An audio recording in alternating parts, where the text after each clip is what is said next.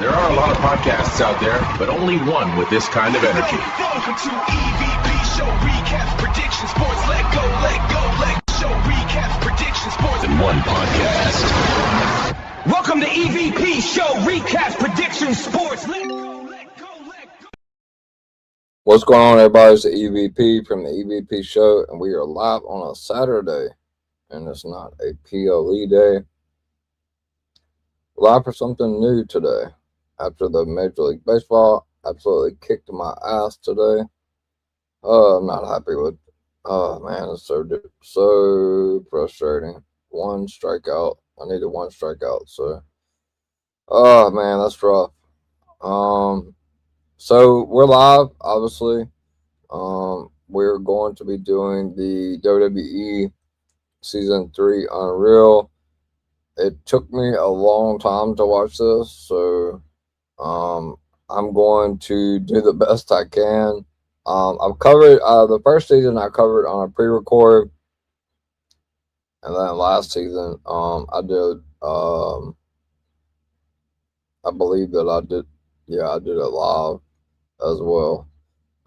So we're gonna rip right through it as fast as possible. Hopefully, we'll see. Expect to be here for a little while. 5 episodes to cover. I don't really, as busy as I am, I don't have time to break it up. So I just wrote it into sections. Anyways, big shout out to everybody for helping me get to 300 subscribers. As I said, I spent a lot of the day today going through the list of subscribers and putting them in putting them on a wheel. I'm not completely finished. That's why I said it's probably going to be August the 9th on Sunday Night Scoops, because I'm already doing a drawing that day anyway for a $25 giveaway for when we pick a winner for both. Tomorrow, make sure you guys tune in. I seen Miami and Final Boss Baby are doing DW Radio tomorrow. I also will be doing Sunday Night Scoop, and I will be giving away a exclusive 1 month exclusive in the what's up, Kyle? Good to see you. Oh, cool! It's got a new feature now on StreamYard. When you pop up, it will let me know that you're subscribed, which is cool. That's good to know. That will help me out moving forward. But once again, I do have an exclusive channel in the Discord. Didn't post much today. Wasn't much to post. I try to post up in there every day at $3 a month. We are getting close to the end of the month, so payments are going to be starting to trickle back in for the month of August. Definitely don't want to miss out. I do like this new feature right where it says subscribe right here. Last I checked, I was still at 300.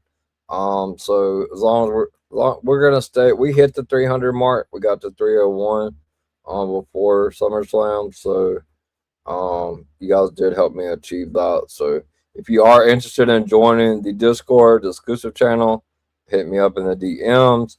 You also seen Travel Kingpin's post. I have several fantasy football leagues I've been doing for 10 years.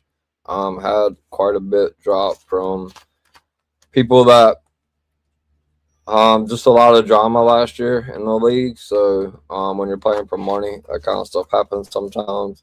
So unfortunately, I'm having to kind of start over. So I had a couple of people reach out from Facebook today. So hopefully we can at least get a couple of them filled up.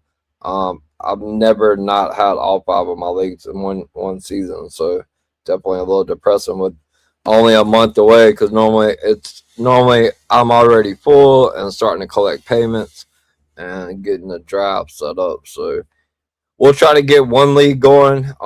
Even if it's I have several. I have a 15, a 25, a 50, and 100. So hopefully we could, or maybe it's a 15, 10, 15, 20. It's 10, 15, 25, 50, and 100. So hopefully we can get that. I love this new feature with StreamYard. It lets me know who's subscribed and who's not. So that's awesome. Like I said, last I checked, we are still at 300 subscribers. So thank you for that. So I did a little bit of research today. I don't know if the internet is completely accurate.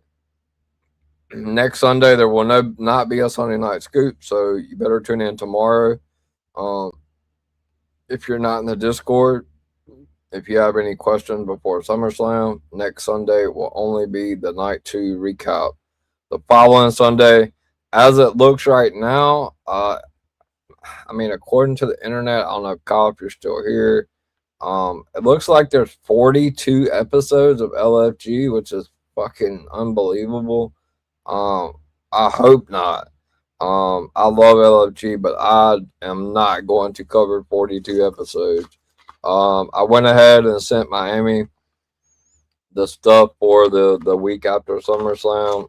But if it's I may go to 20. Because that would be 16, but I'm not covering 42 episodes. So if anybody in the comments knows exactly how many episodes it's gonna be, because I am damn sure not covering 42 episodes of LFG. That's way too late. And it is one of my least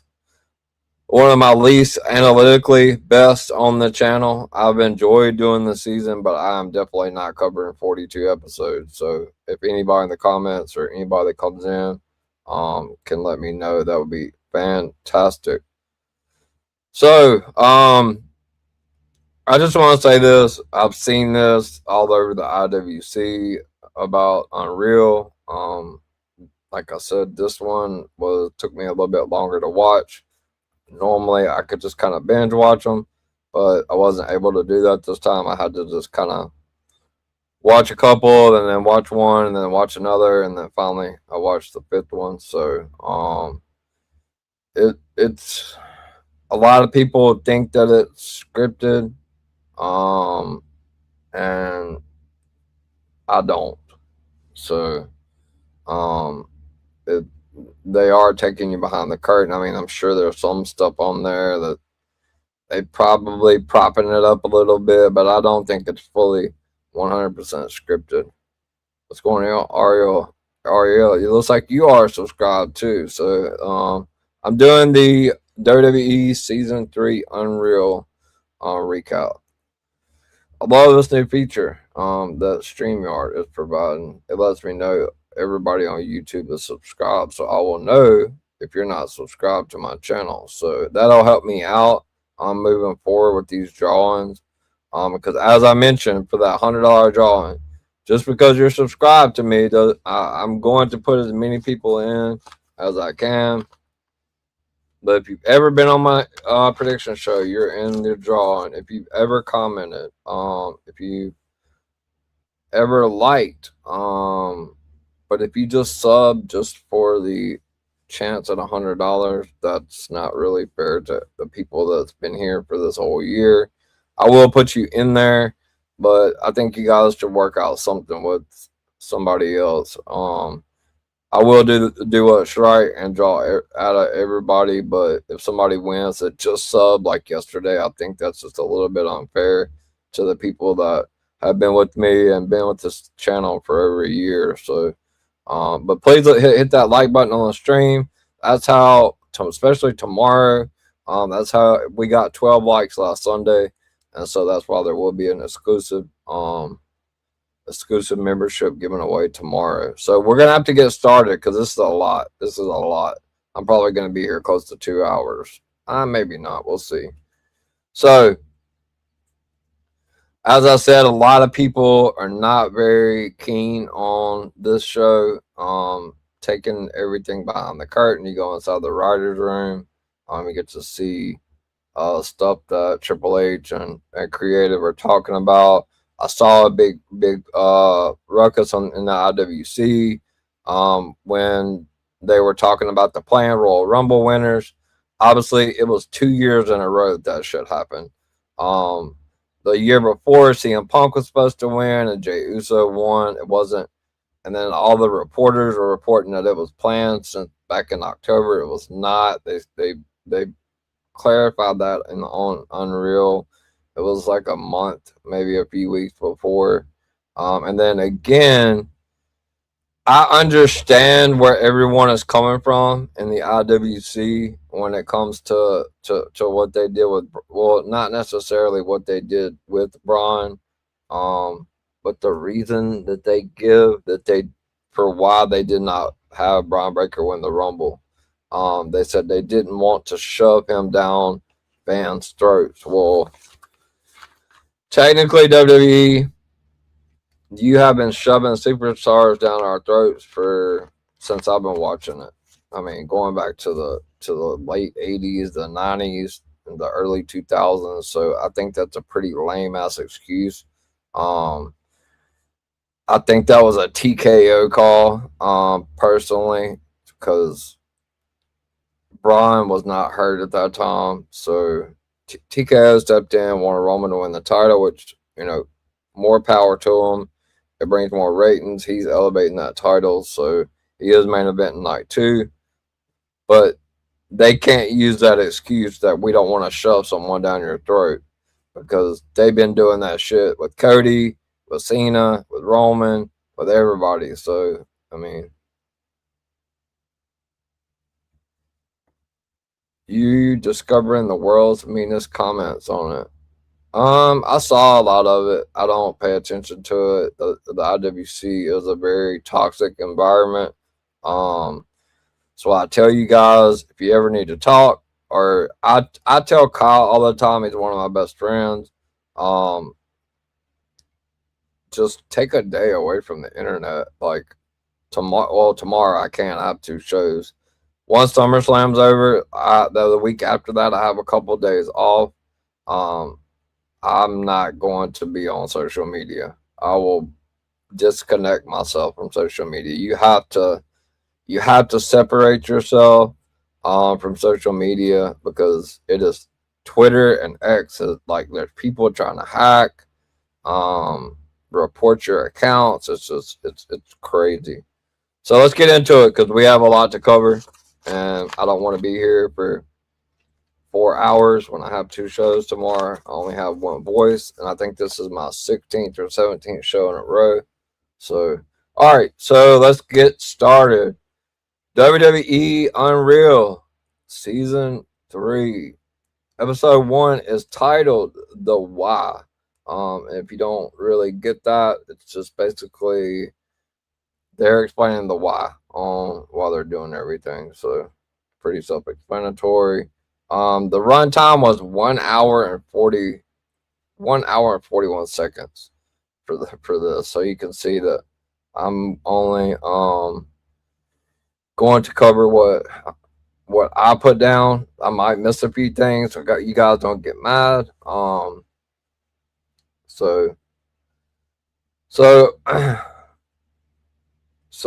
this season is supposed to feature the end of John Cena's retirement tour and a lot of CM Punk and AJ Lee, which we see a lot of that. John Cena, so kicking it off with John Cena, he tells us he has never put more effort into a year than he did this year. He was consumed by the farewell tour and would wake up in the middle of the night with ideas. Why are we fighting? Start there and everything builds. So then we go to right when he's getting prepared to wrestle Logan Paul. You see them pretty much rehearsing the match. We see him and Logan Paul working through what they want to do in their upcoming match in France. Logan Paul was somebody that Cena definitely said he wanted to work with.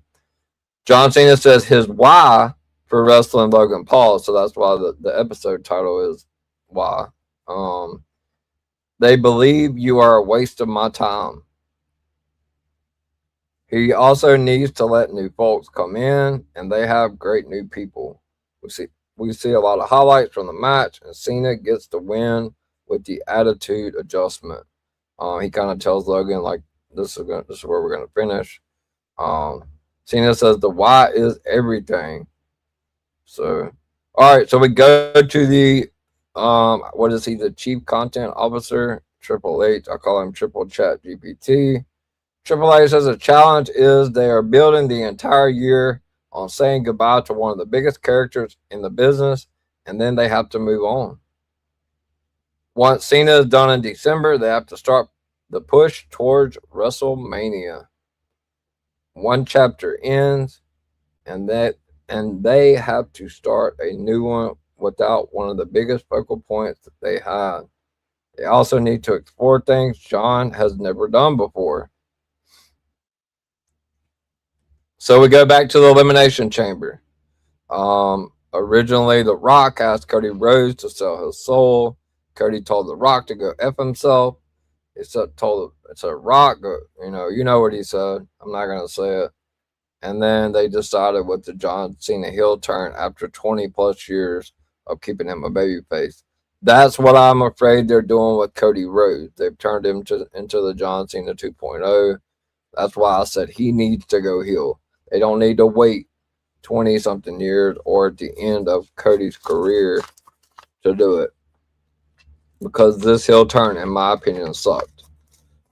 Did he have a couple of good matches? Yes. But the overall heel turn was, in my opinion, was terrible. So we go back to Elimination Chamber where John Cena turned heel and aligned with the final boss, Travis Scott. Cena has to formulate the why, and that's because he doesn't like the new guard. He wants to ruin wrestling and take the fun away from the fans. Sounds fun, he said. He admits he has to do boring work. I mean, okay, that's kind of wild. A shitty main event. Yep, that's what I was going for. So all of you people on the it's so funny that they do this shit on these shows. Everybody was so pissed about the Cody Cena WrestleMania 40. What was it, 41? What was it? Yeah, 41 main event. It sucked. It was fucking terrible. Travis Scott, The Rock never showed up. We didn't get the finish. People were fucking furious. They did that shit on purpose. Like, John literally admitted it. He wanted that match to suck. So that's what they were going for. There was a thumbs up and a big smile on Cena's face as he said that. And he says, watch the next one. The man was committed. In the writer's room, Triple H says Cena had an idea of winning by countout. Winning the match by a countout against Cody Rhodes. Man, the IWC really would have fucking went ablaze about that because they wanted Cena to win 17. Cena admits it was too boring and too bad, and it put heat on the company. Triple H, this ain't working. You still have to deliver for these people. Crazy, he tanked the main event of Mania on purpose. He tanked the WrestleMania main event on purpose. Cena tells Triple H and Gorilla that he was spot on in changing the direction of the character. The new idea was Cena facing rivals and delivering good matches. We see him beat Randy Orton. We see him beat R-Truth. We see him beat CM Punk. And then he wrestled Cody Rhodes again at SummerSlam in a much better match.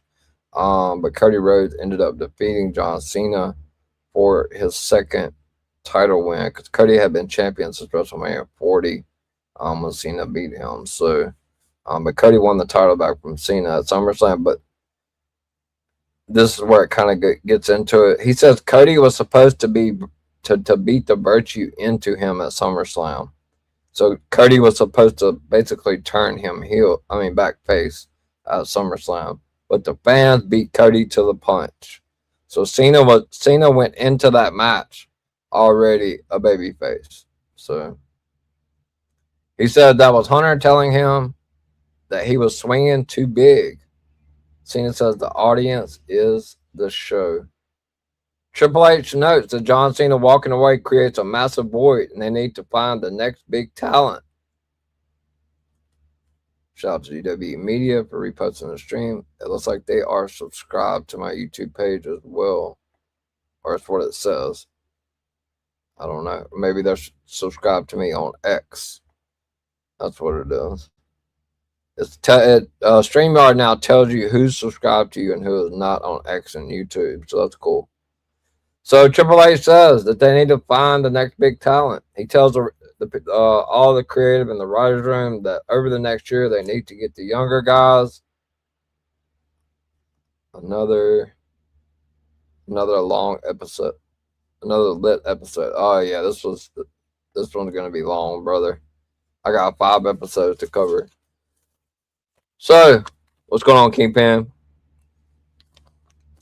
Make sure you guys tune in tomorrow. Like I said, I am going to give away another exclusive membership, and there will be 2 drawings on August 9th. I worked a long time today and getting the $100 drawing set up. So, as I said, all right. So Triple H says that they need to build someone up over the next year, the younger guys, and they have an idea where they're going.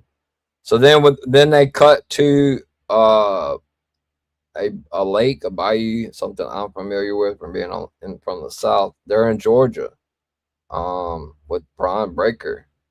Obviously, if you guys don't know much about Brian Breaker, that is Rick Steiner's son.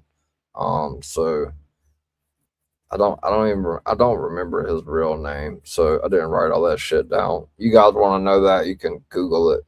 We're just gonna go by the wrestling names. He's out there fishing in the boat. He said his dad took him fishing a lot. You can see him catching a bass out there. If you guys don't know, he obviously dated Elena Black, obviously Izzy Dame. So Brian Breaker is the man. That's all I can say. He said he puts the time in fishing, even if he doesn't catch anything. He just loves being out on the water, and I can concur. If you're an outdoors person, or if you're from the South, like myself, I've done a lot of fishing hunting in my days, and sometimes when you need to clear your head, being out there on the lake or being in the woods, with nature, you can kind of, I don't know, it's very calming. So I definitely could concur with Brian. He says he grew up on the water as his dad fished all the time. He loves wrestling, and it has always been his dream. He says it's crazy that he gets to live his dream. We get to where he tells us his real name. Oh, so I did write it down.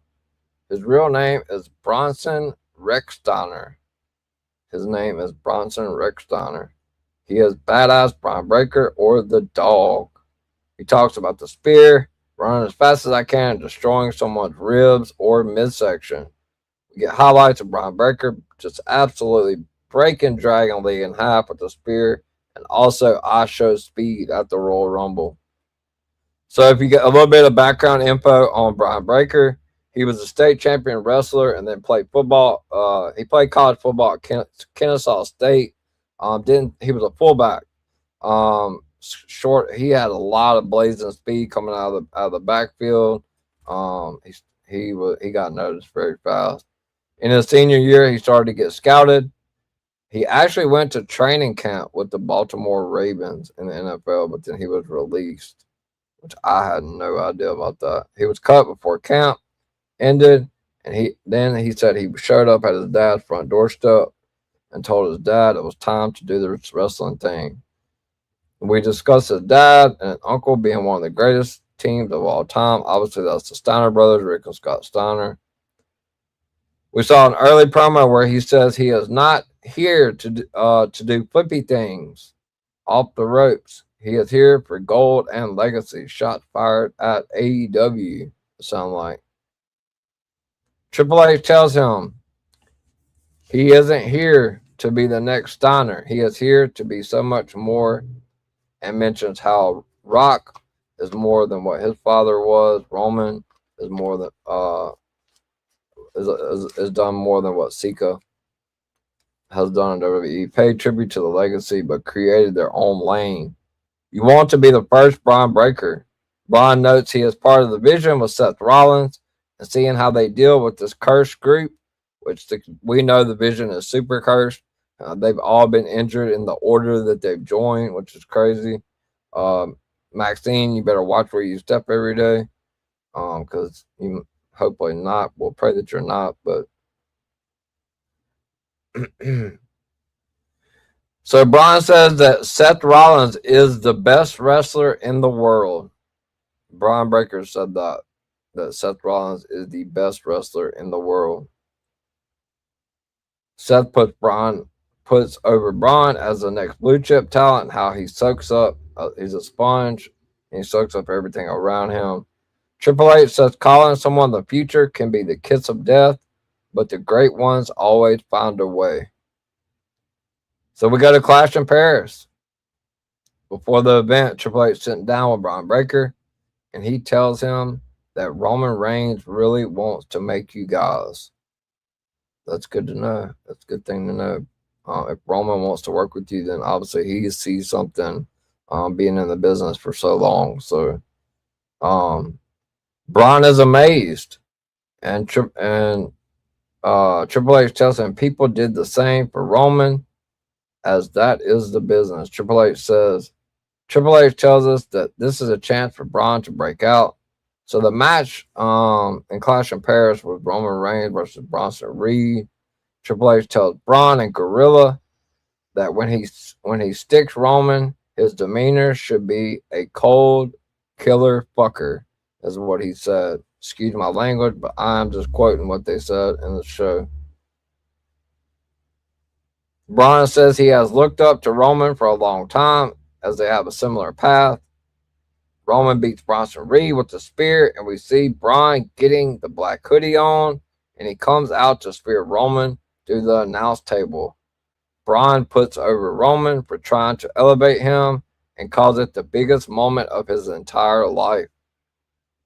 Michael Hayes tells him it was very good, and it's a big night. So we go to CM Punk, the best in the world. He says 6 months in WWE is like dog years, so it feels like 7 years. He takes us back to SummerSlam, where he won the world title, and Seth Rollins cashed in on him with the fake injury. Seth is now the champion, and he is on the chase. Triple H says Becky, being Seth's wife, made it easy to set up the next chapter. Becky says she is running on an hour of sleep. Obviously, her and Colby, is Seth's real name. They have their daughter, Ruth. So doesn't know how she feels about anything. She said, I'm existing, but it's pretty great, I think. So we get Seth Rollins and CM Punk in Paris. Bobby Roode is the producer on the headset.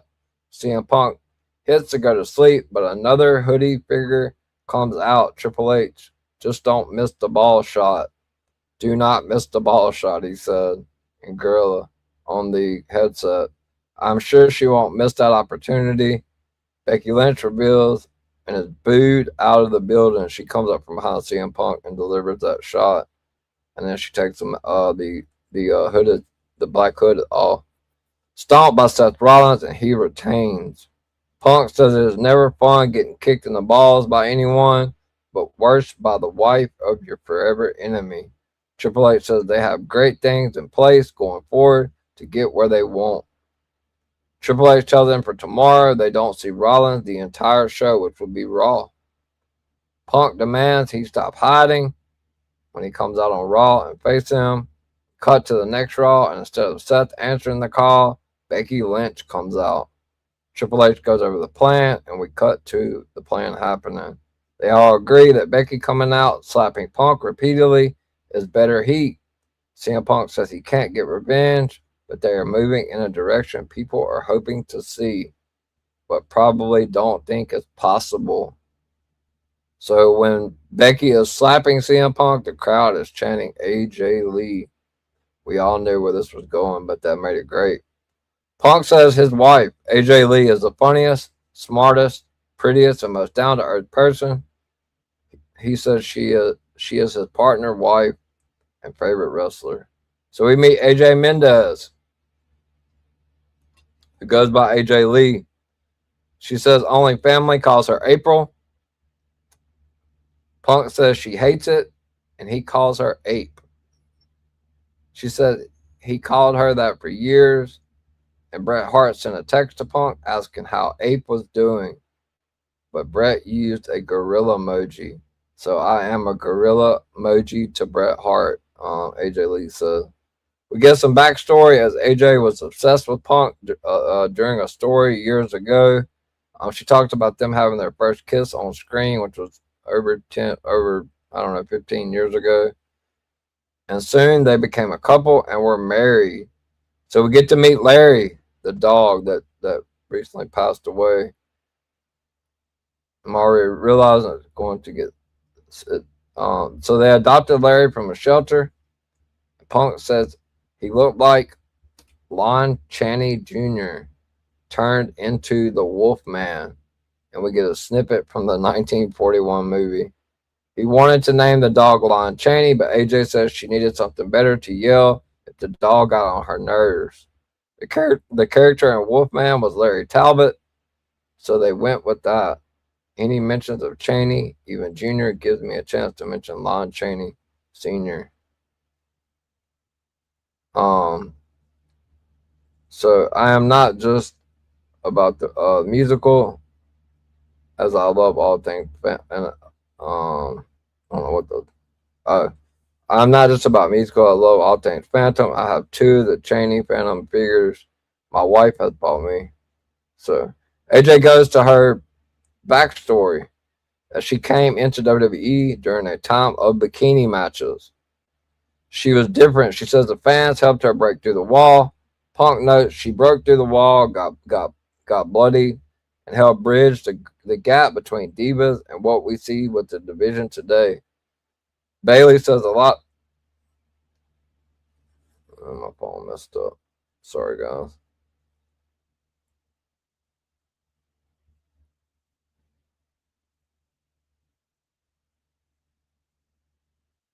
I hope it doesn't do this the whole time, or we might be here all night.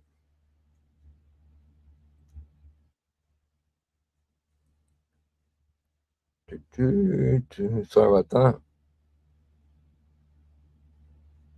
Let's see where I left off. So Bayley says a lot of women got into the business because of the person AJ Lee is. The last year of her career was weird as she had physical and mental health issues, plus her husband was on the outs with the company. That's putting it nicely. No mention of Punk being fired on their wedding day. She felt she had hit every milestone on her 10-year list. She was not enjoying it anymore, so she stepped away and was content. She wrote her first book, wrote comic books, a film, and was positive she was never coming back. Triple H says true stars never go away, as instead they just hibernate for a while. What would that look like if she wanted to return, and would she be interested? AJ says she got a call from Triple H, and he threw out the idea of working with Becky, and she immediately said yes. We jump to Chicago, Punk's hometown. You can see that Punk is stressed out and excited at the same time. Punk starts doing pull-ups to burn off his energy, and Bayley tells him to Rey Mysterio that shit. Bayley is a wrestling nerd, and that is a great deep cut. So we see AJ getting out of the tour bus in a all black, and Triple H meet backstage to sign the contract. She literally says she hadn't even signed the contract until 30 minutes before. So for people that said, "Oh, that was planned," it wasn't. AJ says it was a boss-ass moment as she fought to get women paid like the men. So basically, she's excited because her contract is very similar to what CM Punk says. So the women are getting paid like the men.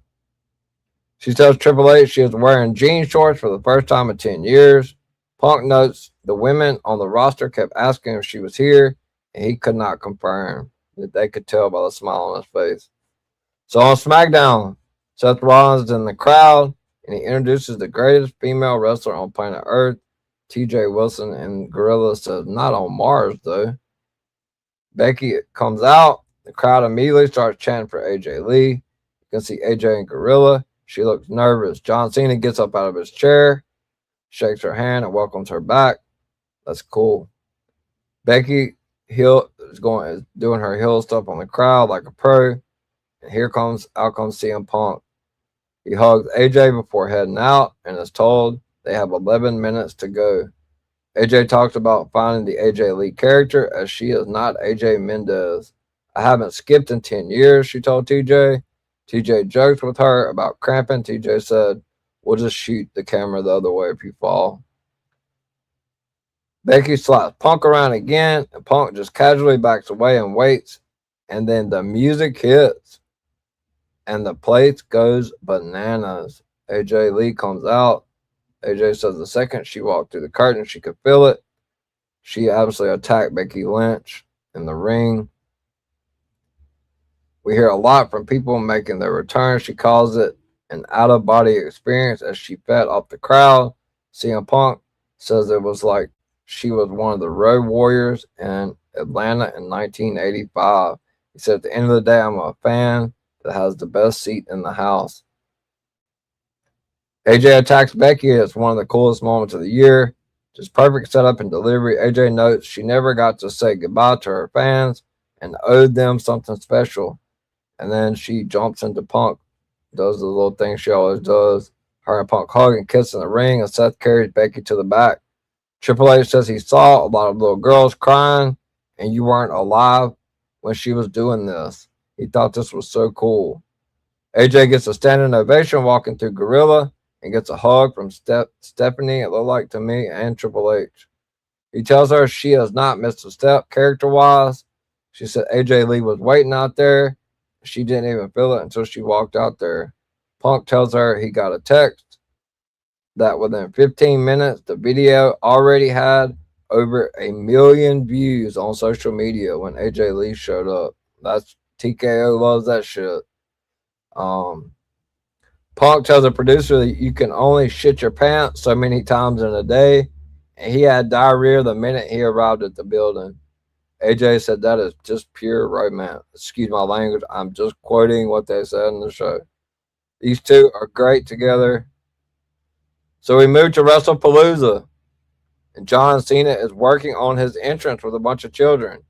He tells them the goal is to have fun and be safe. That had to be cool for those kids. Over to Punk, who says he gets to go to work with his wife, and they have Larry as well. Larry is going to end up stealing this entire season. He is a little drugged up as he had just had surgery a few weeks ago. They made the straight edge jokes about Larry. I worked in the veterinary field, so okay. Punk says Larry is a teenager and is starting to go blind. You can see Larry walking around the ring. AJ said it's special to be able to push around Larry. Punk talks about when AJ's on the road, Larry's with him, and then when Punk's on the road, Larry's with her. So they do a photo shoot. Punk says the why is very different now. That's the title of the episode. Everything is better now. He said the entire show felt like a fever dream in the best way. So we go to WrestlePalooza, the first ever PLE on ESPN. AJ and Punk versus Becky and Seth. AJ says she is a private person and never wanted to do a story with Phil. Phil Brooks is CM Punk. But it's been 12 years, and she wants to show she is proud of her husband. Triple H tells them in Gorilla this is a freebie. Punk notes, Punk says it was two proud husbands sharing the ring with their wives, and it was more about them than us. AJ notes in the back, but that back in the day, she had a 30-second title match, and now the women can go 30 minutes. She says she was terrified. The match builds to AJ getting that first tag. Obviously, the magic happens then. It's a good match where they work the mixed tag formula. AJ says she always wanted to work like one of the guys, as they weren't allowed to do that stuff. She was stunned to learn that they could use the tables, and says it was mind-blowing to be able to use various things. She notes she never expected to see any of the seeds she planted. AJ taps out Becky Lynch to get the win at WrestlePalooza. Backstage, she notes she always wanted to go through a table, and she says she went uterus first. So she felt it in her entire reproductive system. Purr babies forever. So then we go to Cena versus Brock. Cena says the reason Brock crushing him doesn't hurt him is because he is on his way out. Brock made his return, and it was his night to dominate someone who was just champion. Yeah, we didn't like it. But that was the story they were telling. Cena said, boy, was the audience upset. He said his next opponent was supposed to be Drew McIntyre. This is where I tell you guys. Plans change. They pivot. If you don't believe it, watch Unreal. So John Cena says the next opponent was supposed to be Drew McIntyre, but they pivoted as they knew the fans wanted something fun. They cut back to Cena's promo with Logan Paul, and the crowd starts chanting for AJ Styles. Man, I know Drew wanted a match with Cena, and the fact that the Brock match killing the crowd cost him had to suck for Drew. I agree. Cena puts out the tweet asking about the possible AJ match. So yes, as expected, it was all a plan between Cena, AJ, and Hunter. So as I told you guys, they're always paying attention to social media. They all had that plan to put that tweet out to see what kind of responses they got, and that's why that match was made.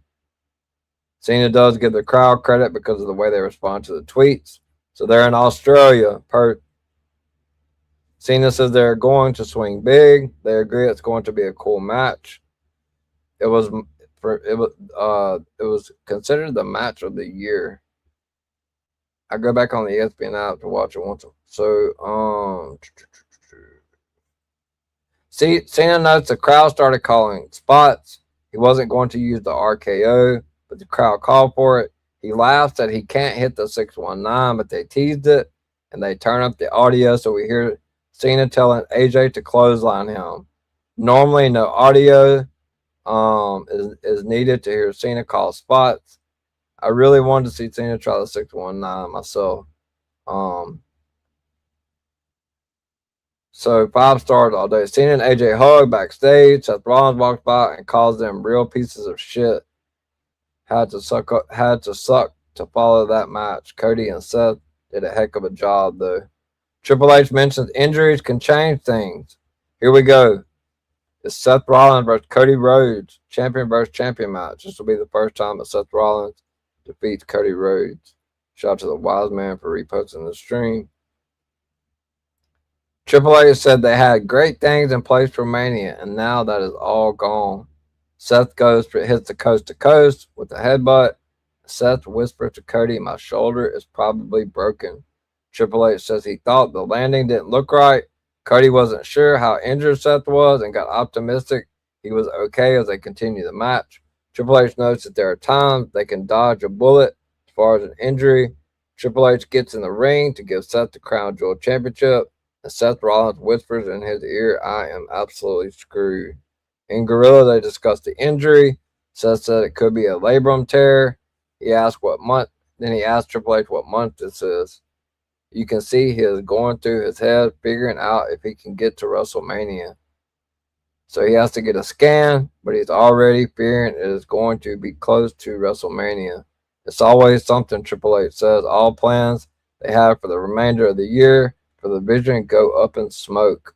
They have to say goodbye to Seth for a little while and also have Cena about to disappear forever. And that is how we close the first episode. That is episode 1. For me, I just wrote a little thing.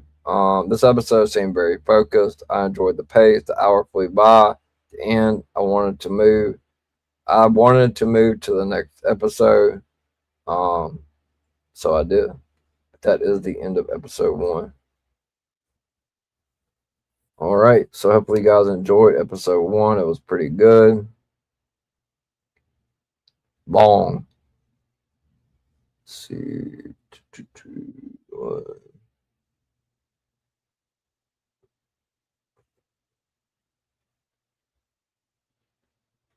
All right. So we're going to move to episode number 2. So episode 2's title is called The Last Time Is Now. This is about John Cena. The runtime was an hour, 1 minute, 40 seconds. So we left out episode 1 with Seth Rollins getting injured versus Cody Rhodes. Changed everything for the rest of the year. John Cena has just 2 matches left in his career. Punk wants to know where he fits into Cena's retirement, as they know there is an end date. Punk talks about their history and says from his perspective, they are wrestling soulmates. We see their very first match was Cena won, and then Punk winning the 2 matches in 2011. Punk notes that Cena has a historic career and brings up the Doctor of Thugonomics. Michael Character says that character is what Cena had to pull out to get noticed. It is where John Cena broke out with the WWE audience. Cena says he would do 3 to 4 rhymes tops. Punk says the word punkonomics popped in his head and he wanted to run with it. This was Punk holding a mirror up to John. Cena looked confused. It's awesome. Cena notes Punk gave himself way too many times. He was thinking Punk would forget some of the stuff, but he crushed it. He tells John he's going to miss him. You can see it meant a lot to Cena. Punk says it was emotional to him and need to be emotional for John as well. Cena says it was very special. That's fantastic. So the show opened up back to purchase. Seth Rollins injured himself going coast to coast with a headbutt. Triple H said any plans they had went out the window. We moved to Raw 2 days later. Seth can't even do his pose because it hurts too much. He is rocking a Bears shirt. Seth said this was going to be a really good year, and it's going up in smoke. He thinks people will be disappointed in him, and he is disappointed in himself. He knows he has more past than future, and it is slipping away a little bit, and that's terrifying. Do you believe Cena's reason for the heel turn running wrestling and the entire retirement was handled well now that we have more insight? I don't think. I think there were parts of the heel turn that were good. Not getting the payoff from The Rock, didn't like that. The only part that I really can say that I truly didn't like is that Cena and Triple H purposely, well, it was Cena's idea to purposely make that match with him and Cody absolute dog shit.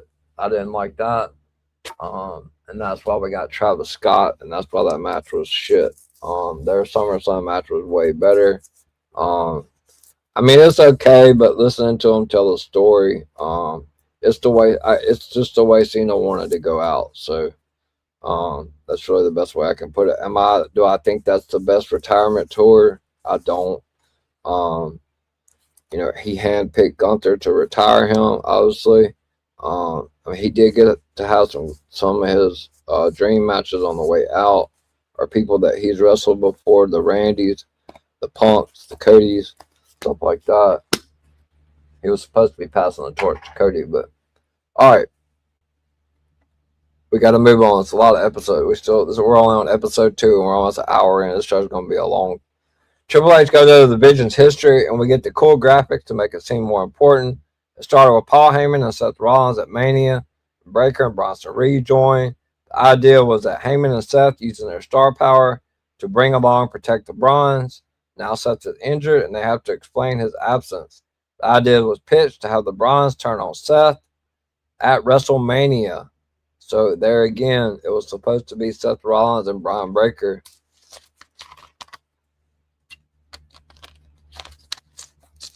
It was supposed to be Seth Rollins and Roman Reigns, and Brian Breaker was going to turn after the match. So we see them working on what they do backstage. Seth tells Braun not to mess with that spear and to hit me hard as a MFer. He tells Braun it is going to be replayed for years, so it needs to look great. Paul Heyman says this pays the bills. Hit him like he did I Show Speed. He reiterates it's not just Braun's money, but everyone in the group. Seth says it's the last bump he will take for 6 months. Braun looks sad and tells Seth sorry in advance. Wrestling is great, as he wants dude to destroy destiny to make sure he gets over and leads something down the line. So we see the spear, and yeah, he didn't hold back. Seth sold it like a champ. The alternate angles they show here are great. Braun says Seth took it like a man. Heyman raises the hand. Now, Brian Breaker did say Seth Rollins is the best wrestler on the planet in episode 1. So we have a new vision. Triple H says you can't look at it like a disaster. It's an opportunity to do something better. Backstage, Seth says he knows what I Show Speed feels like now. So we go to the writer's room where they discuss what to do with the Raw World Heavyweight Championship. This is where the IWC started to crumble. It was a unanimous decision to put the world title back on Punk. They know all paths open with Punk as champion. The idea was to let Punk carry things until they could breathe again after the Seth injury. So we're up to Saturday night's main event in Utah. Punk says the business is hard and injuries happen. Seth had to vacate, so here we are. It's Punk versus Jey Uso to crown a new World Heavyweight Champion. The cameras shake as Punk gets the pin, and now Punk gets a proper run as there is no briefcase. He shakes hands with Post Malone in the crowd and celebrates with his cowboy hat. Backstage, Punk asks what the protocol is as far as traveling with the world title. He says it's been a long time since he got to leave the ring with the championship in WWE. Punk gets undressed backstage and he steps into an ice bath. He resets his nervous system. He says the hard work begins now, as this could be the last time he gets to hold a world title, which we see now that it's not. Shout out to Greg, the World of Greg from DWE Family Media for reposting the stream. We move to Florida, home of the Raw Women's Champion Liv Morgan. She's building a home. She has farm animals. She doesn't like eggs or milk, so they're just pets. We see her mark out over chickens laying eggs. She absolutely marked the hell out over that. She tells us her real name is Gianna Daddio. That is Liv Morgan's real name. She plays Liv Morgan on TV. She nearly gets attacked by hornets, and we see a nasty nest being built in her barn area.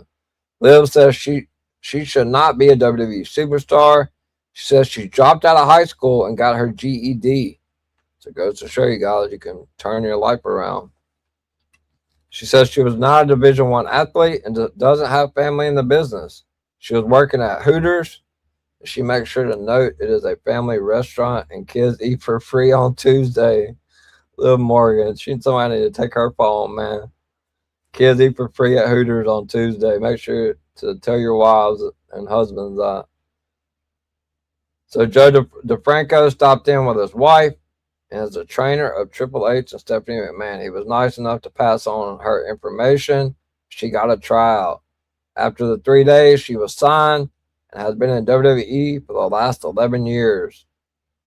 November 21st, 2017 is the day she debuted on WWE TV, and she has that date tattooed on the back of her neck. Remember that, guys.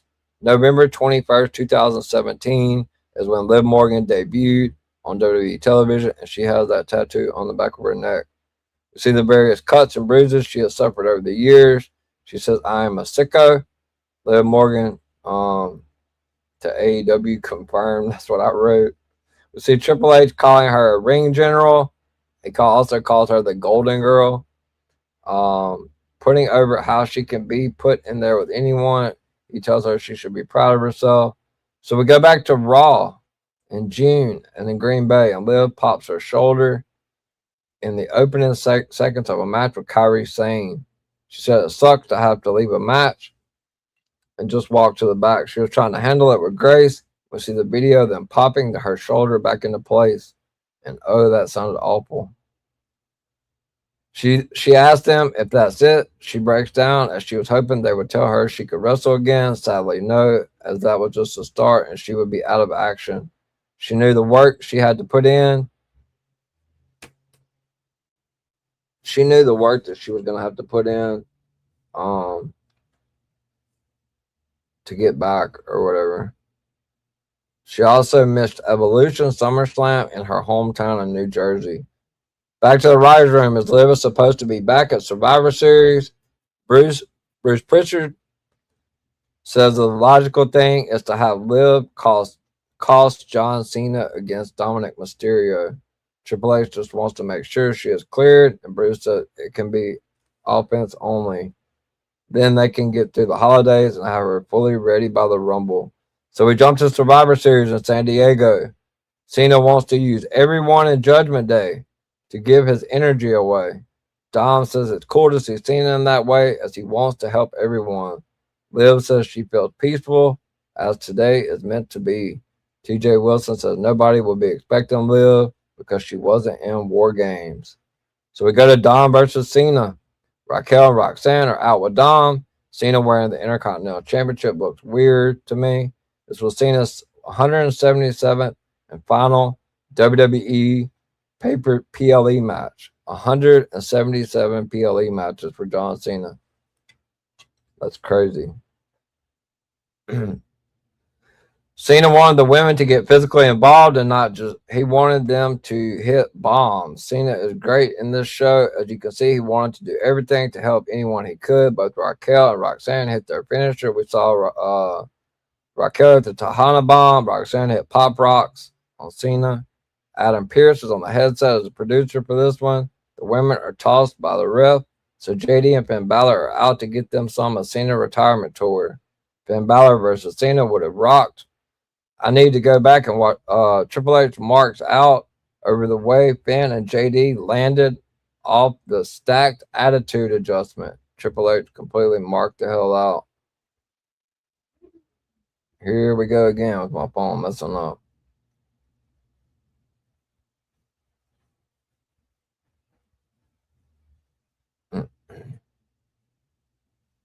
Gotta get back to my spot, guys. Where am I?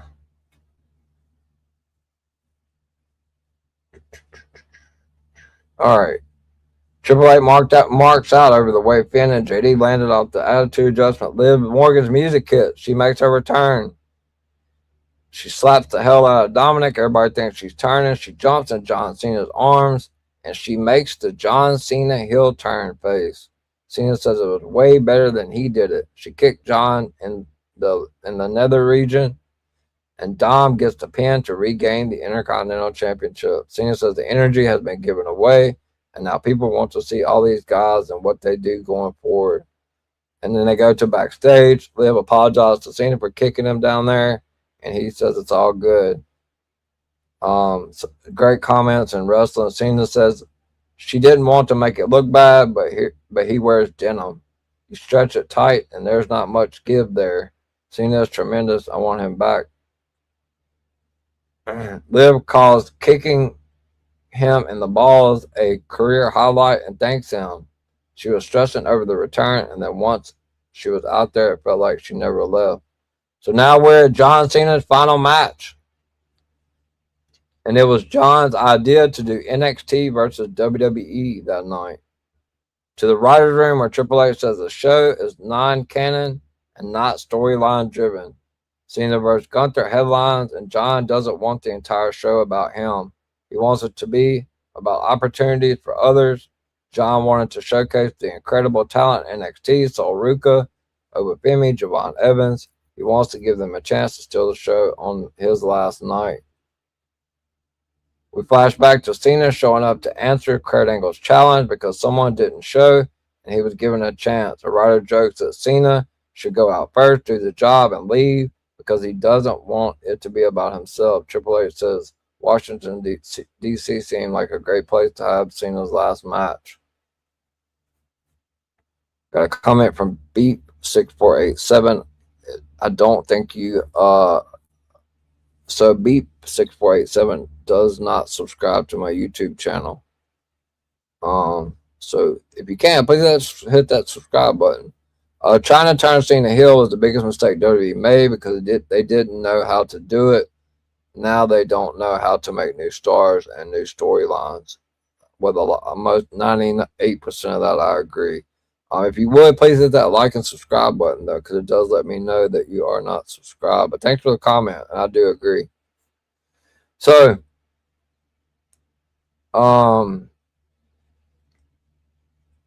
Triple H says Washington's a great place to have the event. Cena's grateful he had a lot of minutes. We see him singing memorabilia backstage. Obafemi says it's poetic that John's end is their beginning. John says WrestleMania will sell out on its own and didn't need his last match. He wanted a random Saturday night in the lowest quarter they do to bring a house and good business. Gunther, Triple H said they all agreed Gunther was a perfect guy. Cena knew Gunther was his last opponent even before he wrestled Brock Lesnar. He knew that Gunther was going to be his last opponent. Triple H pitched the idea, and Cena immediately was on board, and he instantly mentioned it was as great as he could tap. Triple H seemed taken back by that and told Cena if that's what he wants. To Cena, it was great as the never give up guy gives up. See, it was Cena's idea, and they just let him do what he wanted. Cena wanted to tap out for all the people that absolutely went ape shit on the internet. Cena talks to Marty Miller about how he wants to tap shot for TV. Triple H tells Gunther that Cena is giving him a hell of a rub and a gift. Triple H takes the mic and tells everyone the John Cena surprise party is coming and makes a "you can't see me" joke. Kevin Owens laughs, and Triple H thanks him for laughing. We need Kevin Owens back. We see Stu, the cameraman. How Cena talks to him every show as he makes his entrance. Cena says it's a way to talk to the fans at home. Cena talks about the work of everyone that makes the show work. That conversation with Stu is a way to show that everyone in every department is appreciated. 2 hours before the show, John is meeting with kids because that's just what he does. He gets a picture with R-Truth and says they are identical twins. Triple H tells Obafemi to be himself and make magic out there. Obafemi's wrestling Cody Rhodes at that point in time is the champion in WWE. Undisputed champion at that point in time. Jamie Noble loves the entrance. We get highlights of Cody versus Oba. I'm sure we will get to see that match down the line one day. No winner as Drew McIntyre interferes. Oba drops Drew with a choke slam. Backstage, Cody gives Oba a handshake and congratulates him. We get highlights of the rest of the matches with the focus being on Soul and Javon. Cena notes that the night was a success and people were talking about the young talent. Punk runs into Gunther and gives him his props because everyone else is gassing up Cena.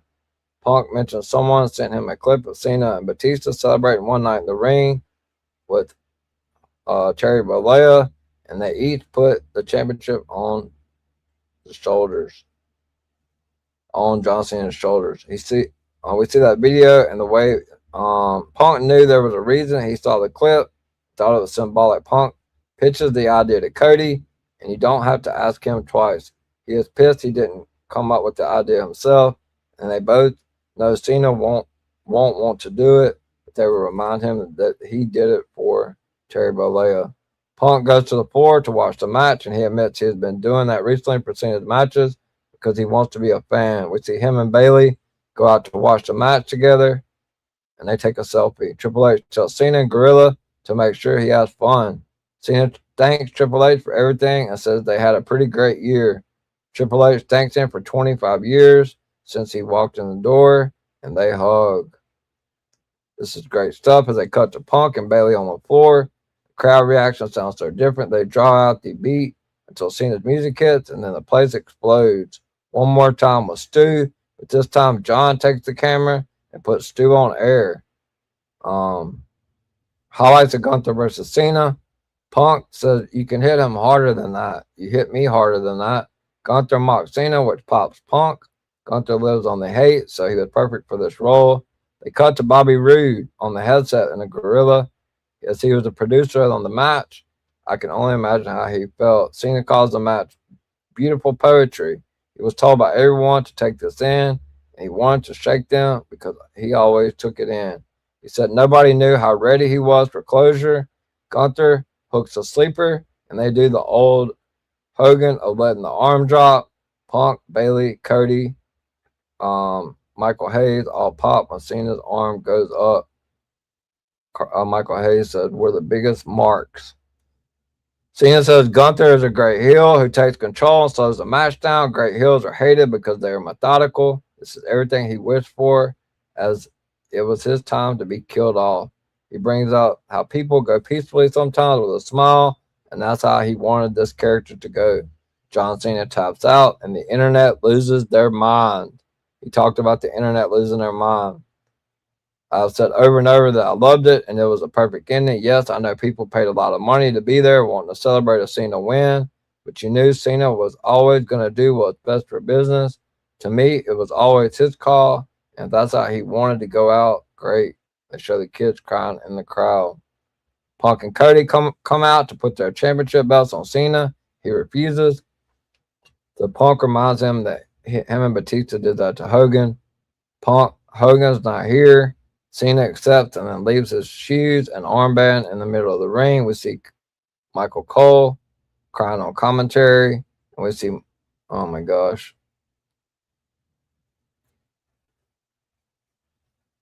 Sorry about that, guys. Trying to run through this as quick as possible. We're only on episode 2, so we have 3 episodes left. We're definitely going 2 hours. I know we would, though. It's okay.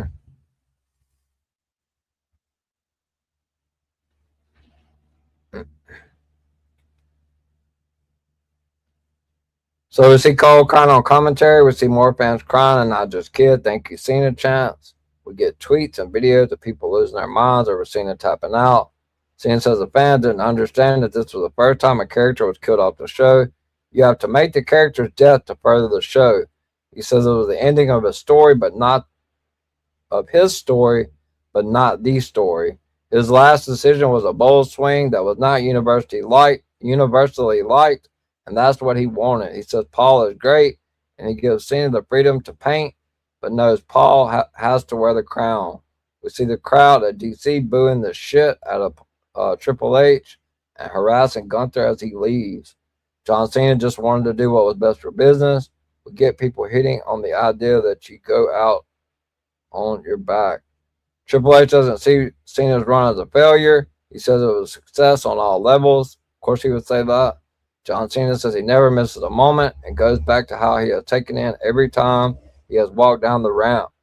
He would want to do it forever, but he has so many great minutes.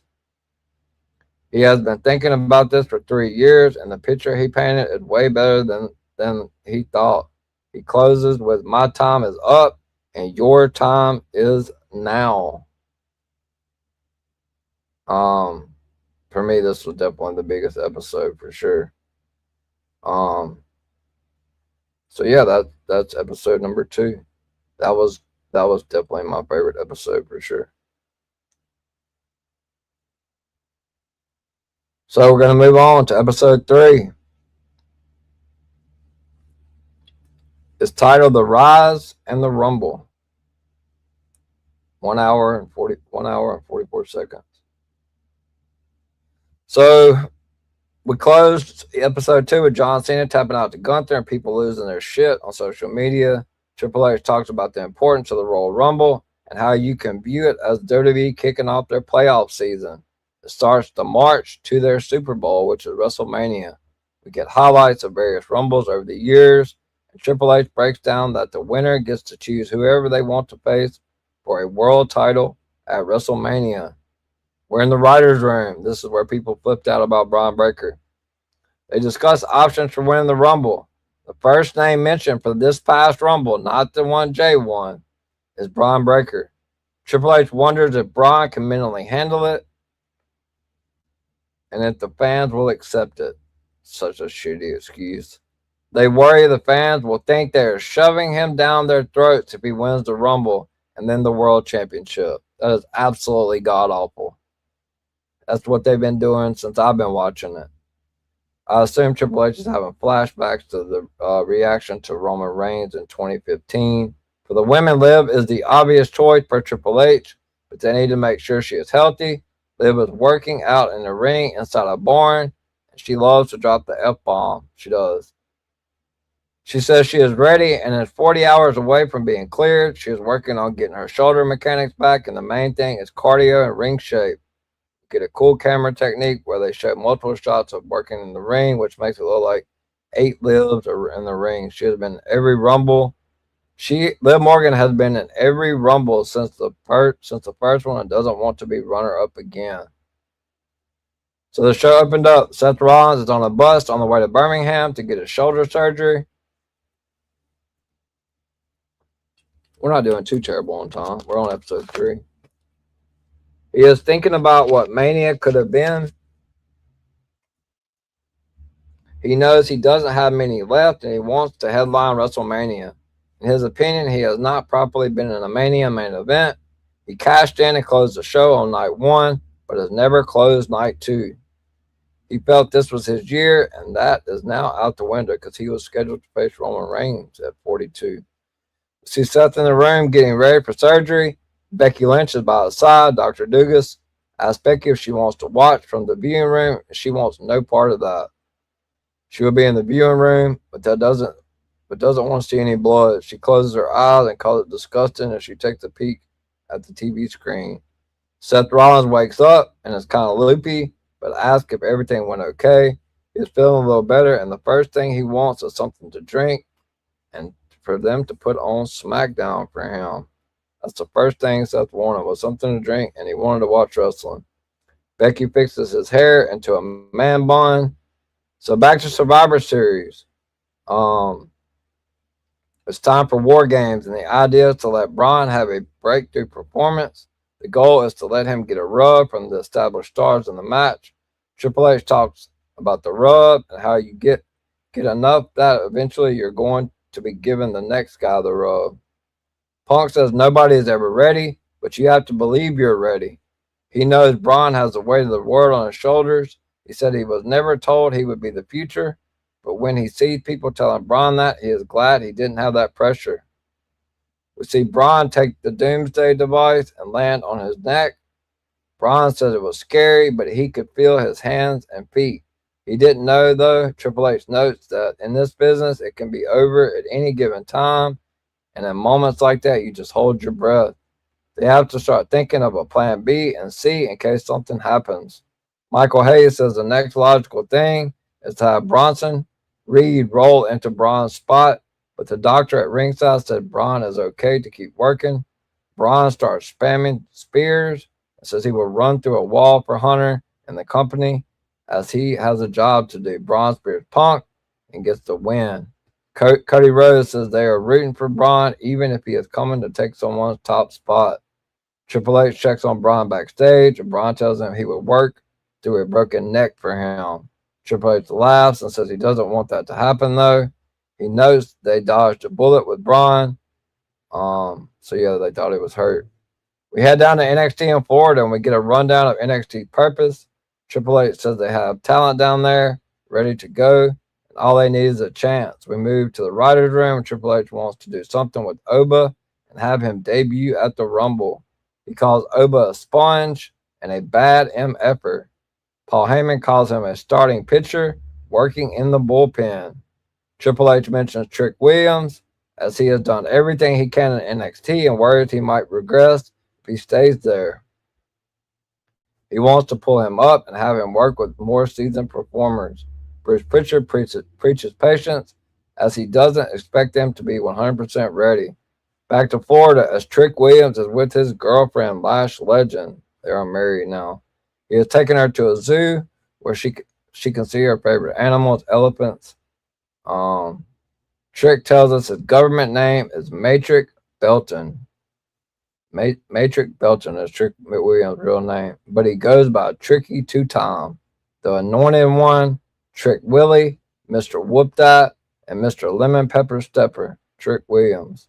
That theme is a banger. Trick says he is not a face or a heel, as you can't put him in a box. He talks about his entrance music and how it sets the atmosphere before he steps in the building. The song was written by Al Capone, the king of Memphis, who loved what Trick was doing for the culture.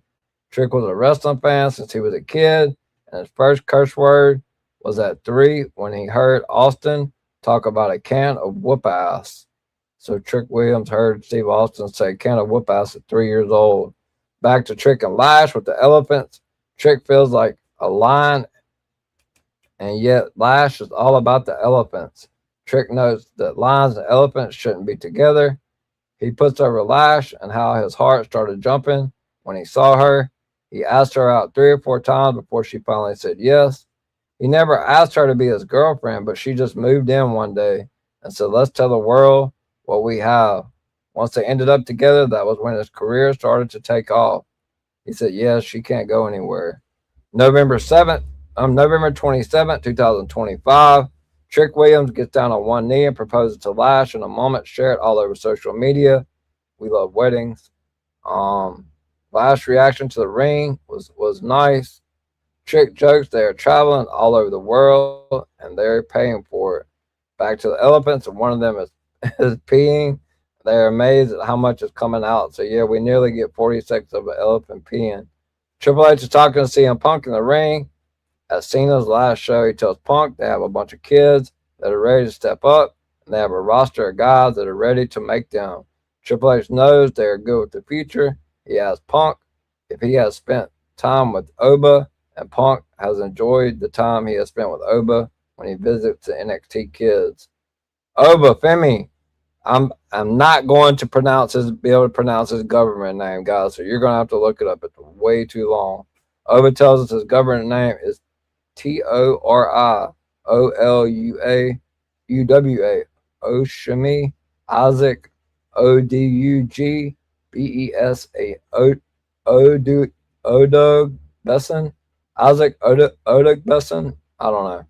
Everyone calls him Isaac. I'm just gonna call him Isaac. That's his real name.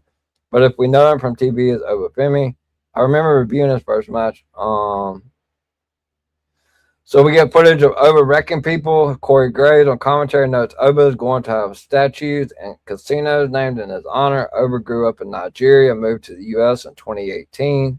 He threw shot put and competed in NCAA. He finished third in nationals in 2022 and was a multiple-time SEC champion.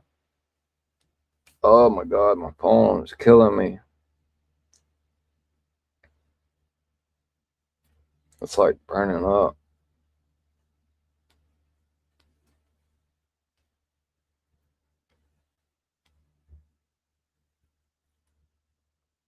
Okay, so he was he finished third in nationals in 2022. Was a multiple-time SEC champion, both indoor and outdoor. He was exposed to WWE at a young age because his dad was a fan. He loved CM Punk and Triple H. He was drawn in by the emotion of pro wrestling. Now they have a live channel in Nigeria that played WWE all the time. When he was younger, he had to wait days to get pirate-feeded tapes. We see Oba just try out. A joke WWE slid into his DMs.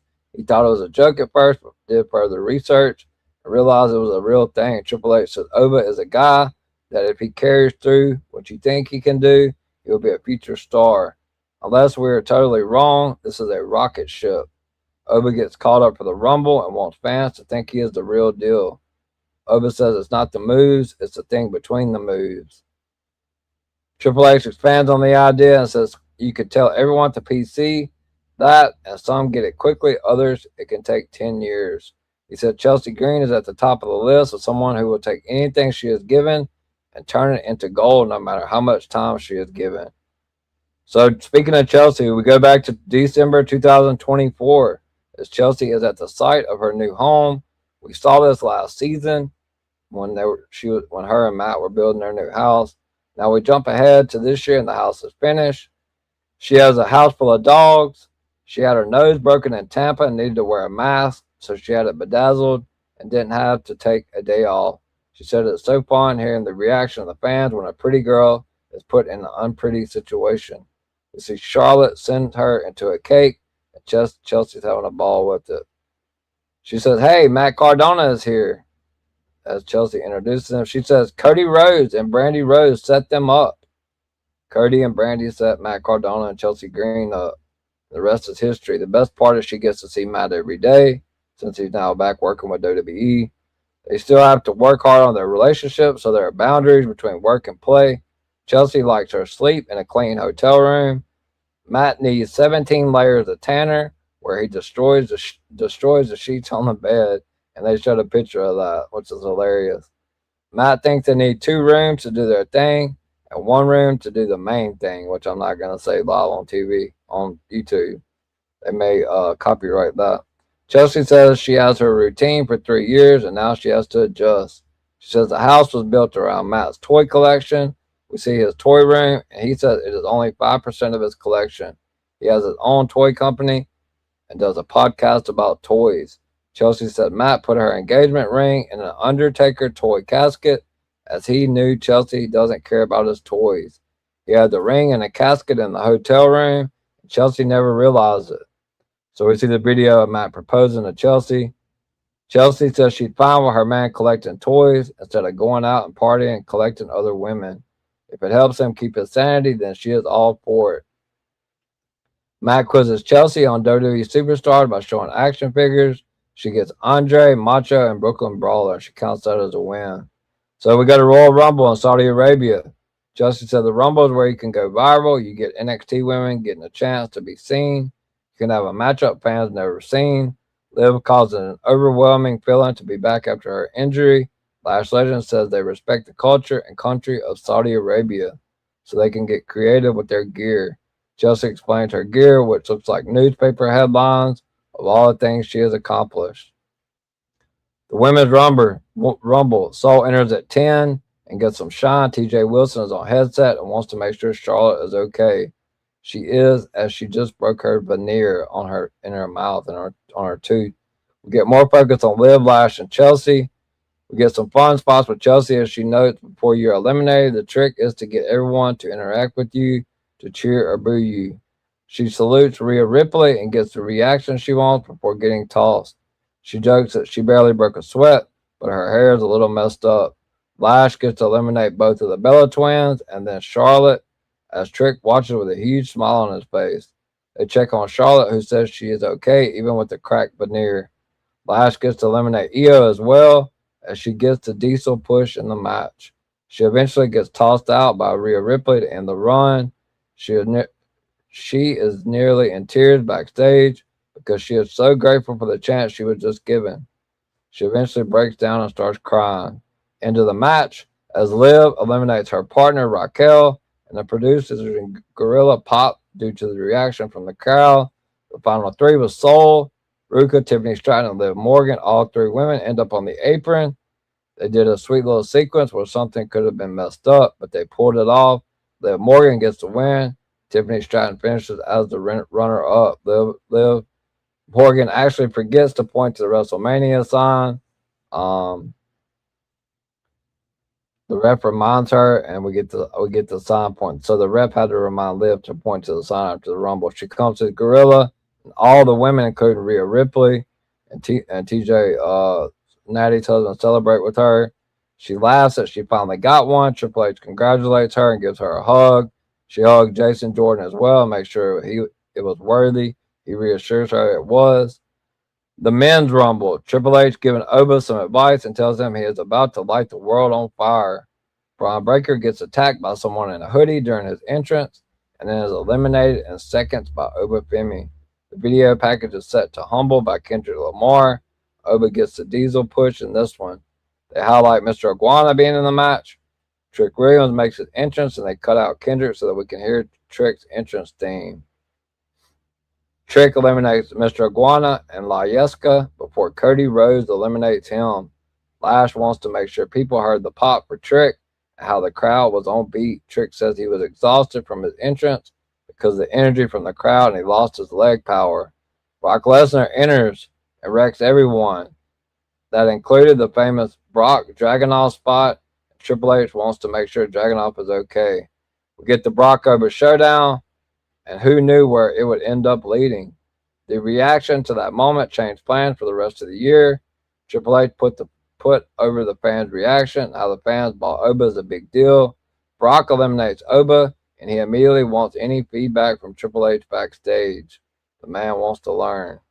We get the camera trick again where they cut to elimination after elimination. The final four is Roman Reigns, Gunther, Randy Orton, and Logan Paul. One of these years, I think they have to give Gunther the win. They're not, but this was not his time. Same with Logan Paul, who was tossed first, and then out goes Randy Orton. I understand they wanted Roman to be the heel to win, but it took some of the drama out. You could at least believe Randy had a shot, since it seemed like Cody Orton was a possible Mania destination. Gunther gets tossed, and Roman Reigns gets his second Rumble win.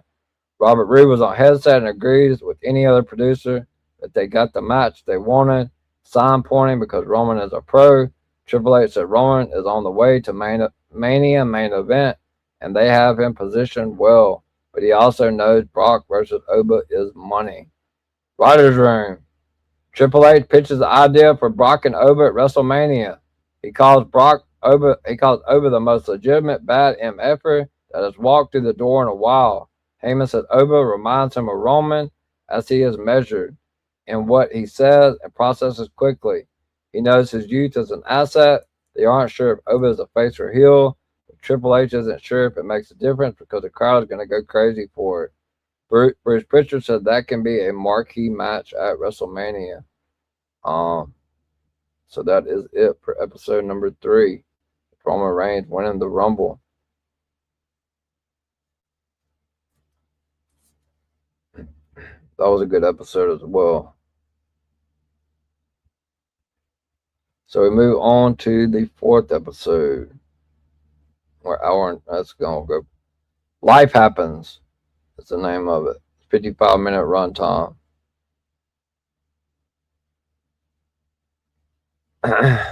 So AJ Lee starts, and she says her and Phil process things differently. Is WWE making the right decision with Bron Breakker from what you have seen on Unreal and TV? Shouldn't the fans' voice matter if they're getting someone shoved down their throats? I believe they made the wrong decision. I stated this earlier. We've been getting the top stars shoved down our throats since I was a kid. So I do believe that they made the wrong decision there. I think that was a TKO call. Ultimately, they didn't put that on TV. But ultimately, I believe that was a TKO call. I mean, it paid off now, but look where Bron Breakker is. So I believe 100% they made the wrong call there. They should have given Bron they talked the whole episode about giving the younger guys a chance, but then they didn't do it. So AJ Lee starts, and she says her and Phil process things differently. She keeps her guard up, doesn't ask for help, and is a hard ass. Phil wears his heart on his sleeve. We see him backstage looking emotional. He is asked what's on his mind. He just shakes his head and says he's doing his best not to fall apart. He admits he has a heavy heart right now. The producer wants to know if he can ask, and Punk says he can ask, but doesn't want to tell right now. Punk says he doesn't have the best poker face, and he tried to hide it. They promised they wouldn't tell anyone, and he starts to break down. He is in tears, and he says they waited to announce to the world that him and AJ Lee's dog Larry went back to his home planet, and here comes the tears. That was sad. We see photos of Punk and AJ with Larry. Punk says Larry was a misfit that needed to find his people, no different than him or AJ. Larry had a bite on his record and was told if he bit anyone else, he would have to be put down, and that's why Punk was so protective. AJ said Larry was her emotional support, and as he became a senior, she became his emotional support. Punk mentions that Larry's dad patch he had on his jacket at Survivor Series was a rush to do as he wanted to honor him. I love the little dude and wanted him to be with me that day. Triple H says they try to do the best job possible to lay out long-term story arcs, and then life happens. Sometimes it's for a happy reason. And we go back to Raw in August when Naomi announces she has to vacate the Women's Raw Championship due to pregnancy. This is great. She cuts the promo in character, and we see Jim and TJ Wilson losing it backstage. Naomi says she will come back breastfeeding with her baby in her arms to get her title back. Baby Uso chant from the crowd. So we see Stephanie Bacour, whose government name is Anna Stephanie Bacour Gonzalez. So Stephanie Bacour's name is Anna Stephanie Bacour Gonzalez. She also has gone by Dark Angel. We see Stephanie Bacour highlight. She says wrestling is her first language and not Spanish. Devil's Kiss montage. Obviously, we know about that. Props to them for including Booker T calling the move. Chelsea calls taking the move kind of thrilling. I'm not going to say that. Stephanie was born in Chile, and her dad supported her wrestling dream. When she was 19, she moved to Mexico to train in wrestling. She had no clue how dangerous it could be. She had a facial fracture when she started her career, and they have the footage, and it was gross. Then the other wrestler continues to beat on her. Her nose is in three pieces, and she remembers she had to spend months sleeping while sitting up. She was far from home and didn't know anyone. She had to start working at a restaurant to make money and slept in the kitchen while waiting for her face to heal. She calls her dad her hero, as he always supported her. After a few months, she went to Japan and learned kintsugi, I guess. I don't know what that is.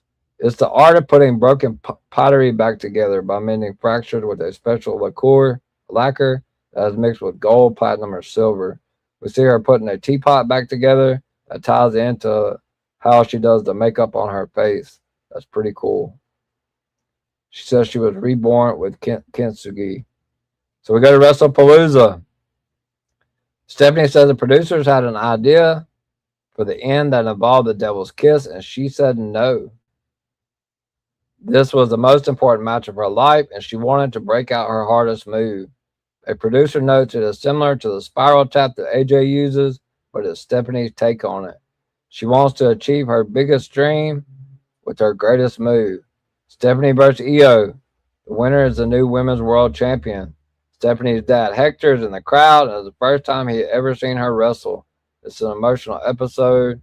I want to see the human side of these men and women. We see the Devil's Kiss because it is a must, and the crowd pops like always. Finish time. And Steph says she started practicing the move many years ago, but before WWE, she never wanted to do it. She hits it clean, too. Her dad has a massive smile, as his daughter is the new women's world champion. Stephanie is in tears talking about it, as you can see how much it meant to her. She gives her dad a hug, and again, this episode makes you really want to cry, truthfully. Triple H congratulates her backstage and gives her a hug. She doesn't want to cry again, but he tells her it's fine to let it out.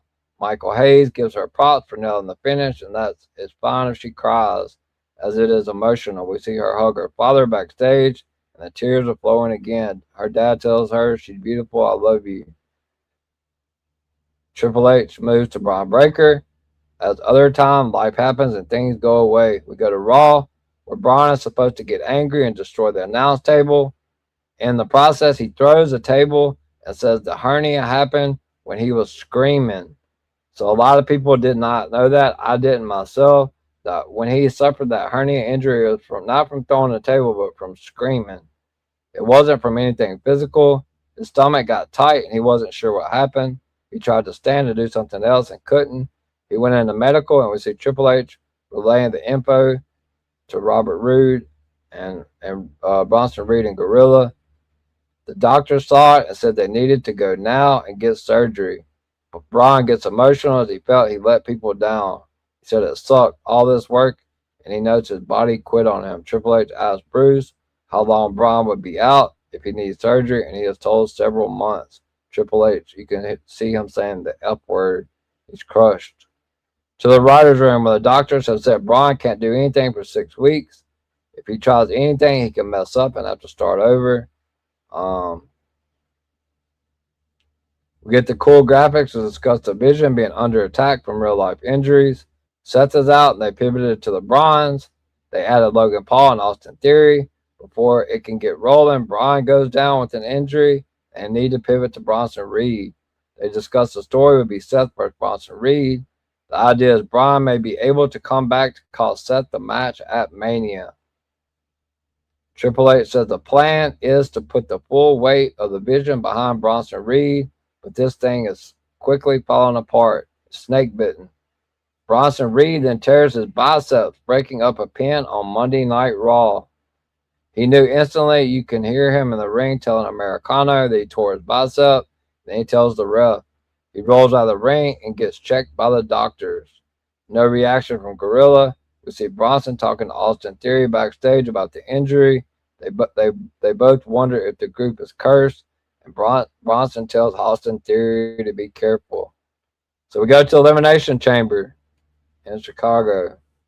Triple H says they have big plans for AJ and Punk, but they are still processing the loss of Larry. AJ mentioned after Larry's passing, a ton of money was pouring in as donations towards Paul's Chicago, where they adopted Larry. Fans donated, so they donated, and then when WWE donated as well. They went to present the check, and AJ says was was good for her as she loves Animal, but Punk was a mess. It brought up a lot, and he looks like a wreck, and he says it was not easy. Look at all the beautiful dogs. Punk asks AJ where she wants to buy a farm so they can pack them all up. All right, so now to Elimination Chamber. Punk calls the United Center a holy place. He says he is nobody without Chicago.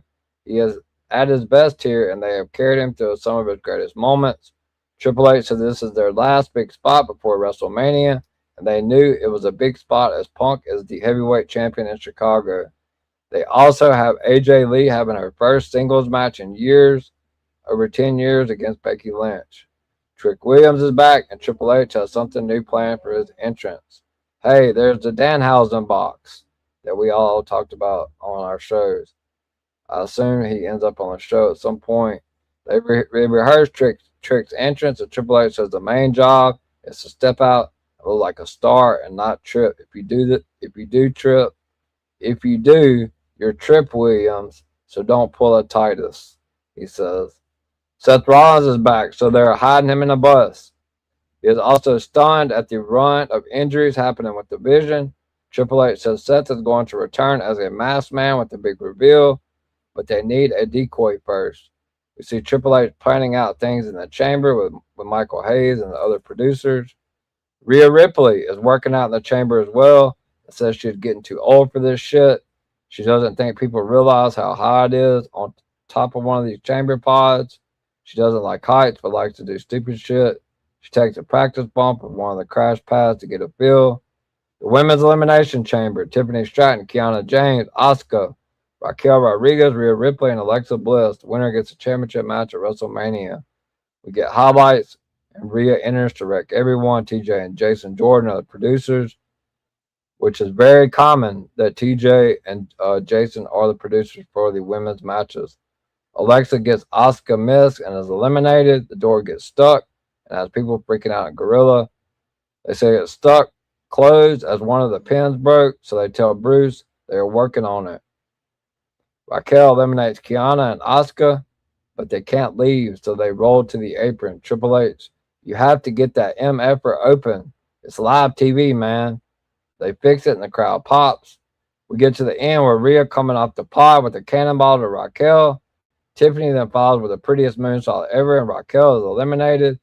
Tiffany gets her nose bloodied, and Triple H tells the camera he is fine with seeing the blood, so don't worry about showing it. That's right, Triple H. Then Rhea Ripley gets the win.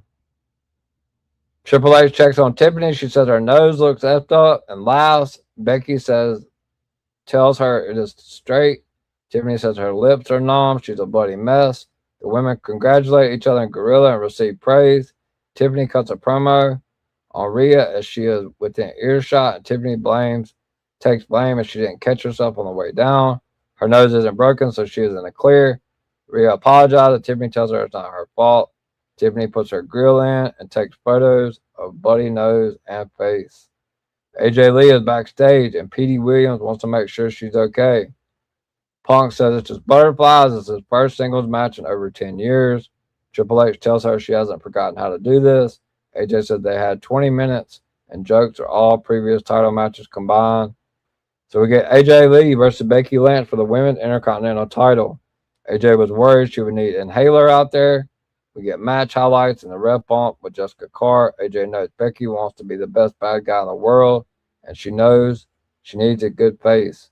She credits Becky for making people look like a star, and she thinks they nailed it. AJ gets the win, becomes the Women's Intercontinental Champion in Chicago.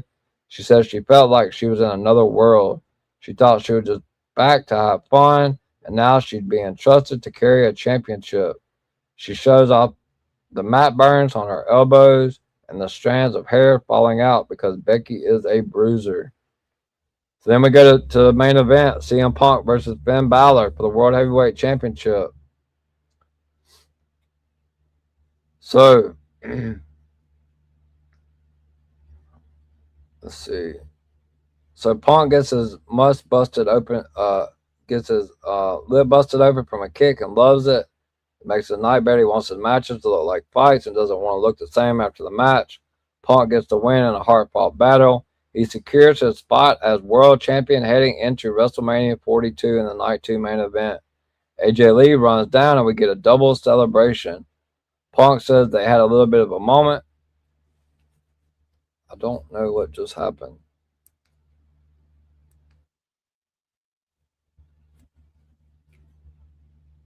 Phone just cut off, guys. Sorry.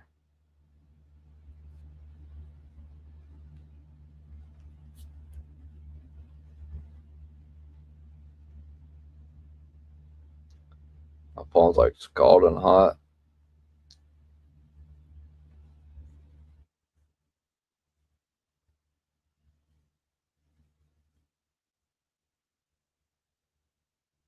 Alright. Finally back to it.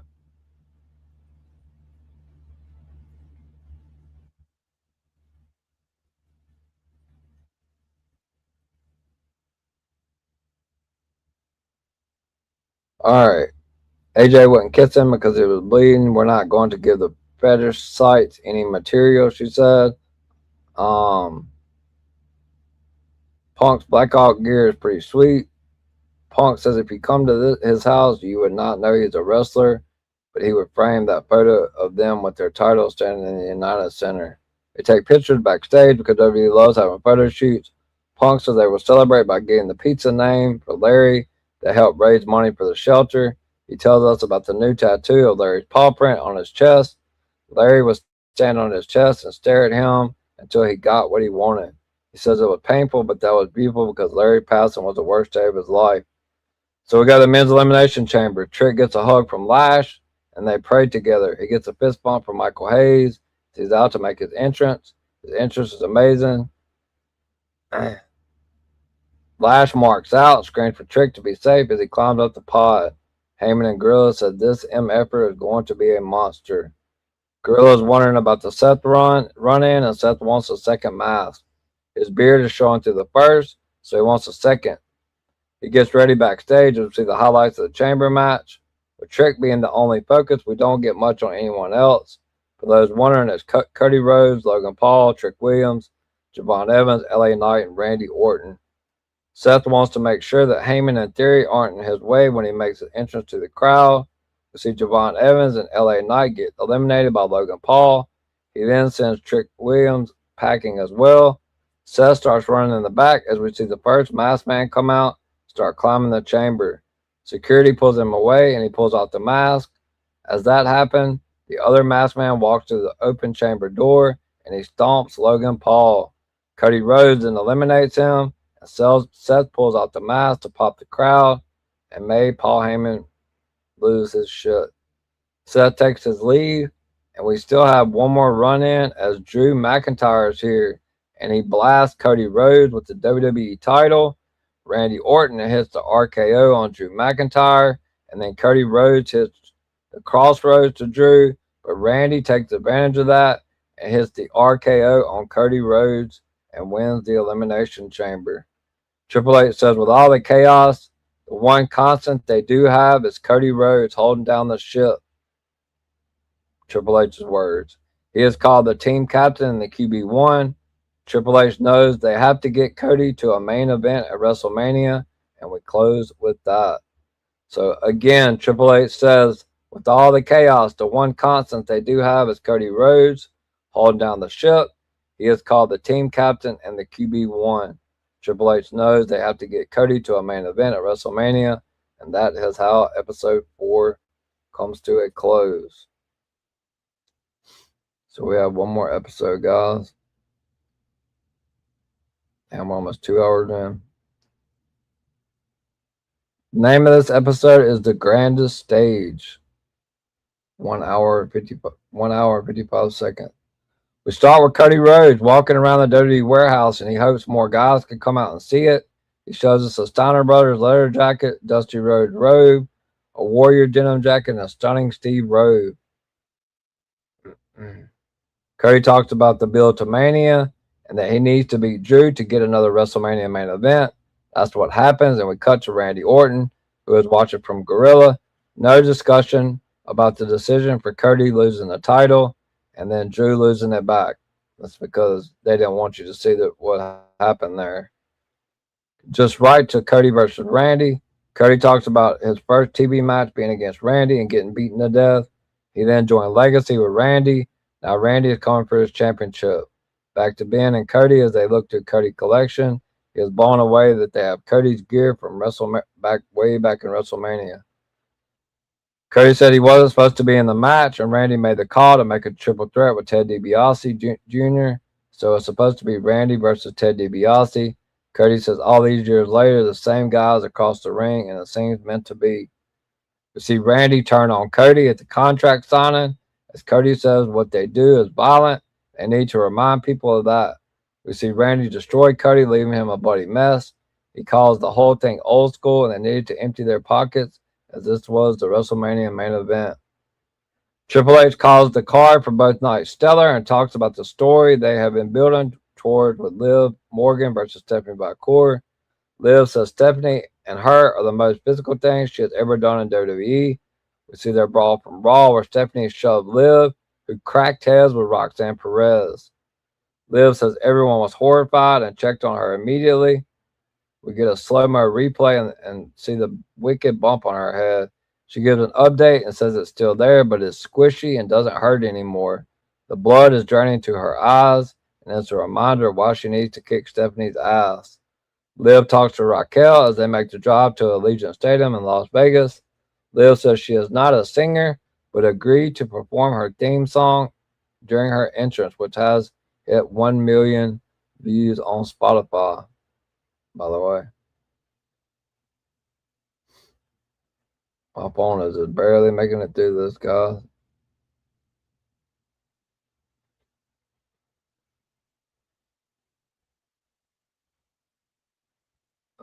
Let's see. Bailey is happy for the rehearsal. Lyra is crying because she is happy. Liv asks her if it's better than Nickelback, the Trouble song. Seth said his shoulder feels fine. It's not 100%. He won't know how good it is until he's in there. He said this reminds him of his return at Mania after the knee injury, but then he had a brace. Triple H says Gunther versus Seth is big enough on its own, but they are also bringing back Braun Breaker. It didn't really show the discussion on how they decided to do Seth to Gunther. I kind of already told you guys. It's because Rey Mysterio did not want Gunther to retire him. Also, when is Gunther ever going to get his favor from Paul? They didn't talk about that.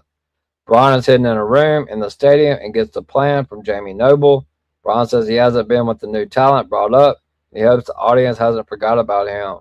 We hear that a lot from people returning. Over to AJ Lee and CM Punk. AJ notes she has never had a singles match at WrestleMania and is excited for her entrance. We see the little girls that get to dress like AJ. She calls them the AJ Legion, and Punk says hi to them and thanks them for helping. AJ wanted to create an image girls could recreate, as she wanted them to feel like superheroes. She feels people know who they should be when they are 12 and 13, and we lose touch of that before finding ourselves. We are all just kids at heart who want to be superheroes. WrestleMania Saturday.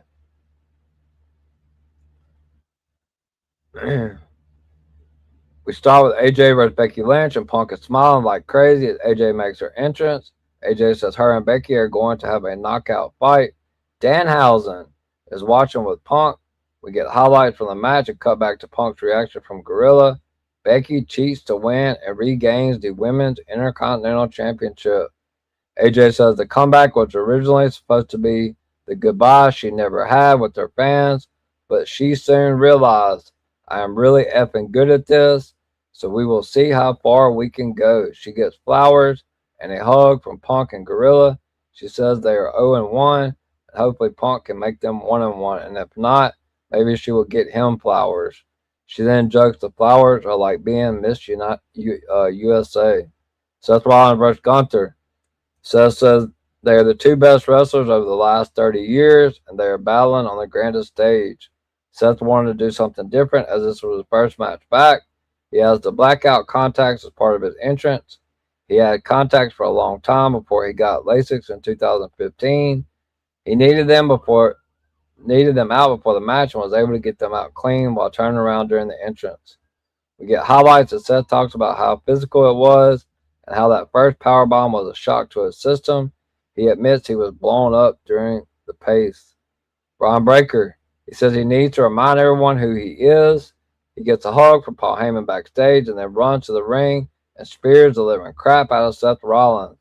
Gunther puts Seth Rollins to sleep and gets the win. Braun sprints all the way down the ramp in a great visual by the cameraman and hits another spear. Triple H tells him it was good shit, so Vince is coming back. No, he's really not. Braun gets a little emotional and he says he worked really hard to get here. It's great to be back. Seth has a moment with his daughter backstage. Seth says he was beat to heck and back. He gets ice tape to his shoulder. He thinks they stole the show.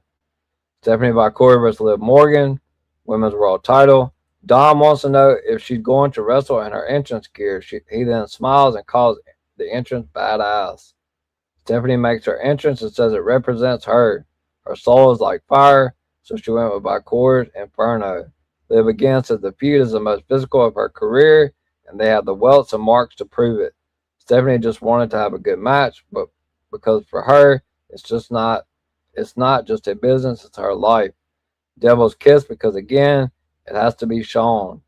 I always have Booker's reaction. Liv gets the win and says she knows the work she had to put in to get that moment. She took a 5-second moment for herself and for the little girl at 5 that watched WWE and the chaos going on in her life. She starts to cry as she wanted to soak in the moment. Interesting as she meets up with Triple H backstage, and he gives her all the praise. She asks, "We made up some time." They wanted to save that time for Randy and Cody. Triple H said yes and thanks her for doing that. So they did have their time cut. Liv Morgan and Stephanie Bakura's time was cut for Randy Orton and Cody Rhodes. They also did it to protect both ladies as they had injuries, but it seemed that wasn't the case. He tells her to keep doing what she's doing and gives her a hug.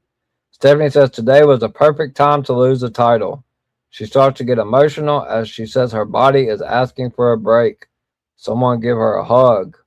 She apologized for getting emotional. She admits she never took care of her body as she pushed hard for 10 years to get here. She said they are flesh and blood, and if she had to draw her scars with makeup, she would have no body left. Triple H talks about injecting Pat McAfee into Randy Orton versus Cody Rhodes. Cody said Pat is a massive star, but new fans will be pissed that Pat was put into this spot. Michael Hayes and Triple H discussed the match and how Cody needs to be aggressive with some of the heat. Triple H agrees and knows the crowd might turn Cody heel tonight. Triple H said the crowd might turn Cody heel tonight in that match.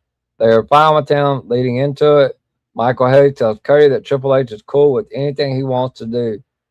Cody tells Michael Hayes he won't be sneering, but he will give back what Randy gave to him. So that means he wasn't turning heel. Cody versus Randy Orton. WWE Championship. Triple H tells Orton to breathe and enjoy this. He said, "You are a legend. You are Randy effing Orton. Go have a good time." He thanks Triple H to shake hands. Cody says he never got frustrated as they were given ingredients, and it was up to them to make it special. Pat McAfee attacks Cody Rhodes before the bell in a nice move. Cody says he enjoyed this Mania more than any other since he returned. He loved being given the task of keeping things on track. Oh, and Jelly Roll was also a part of this.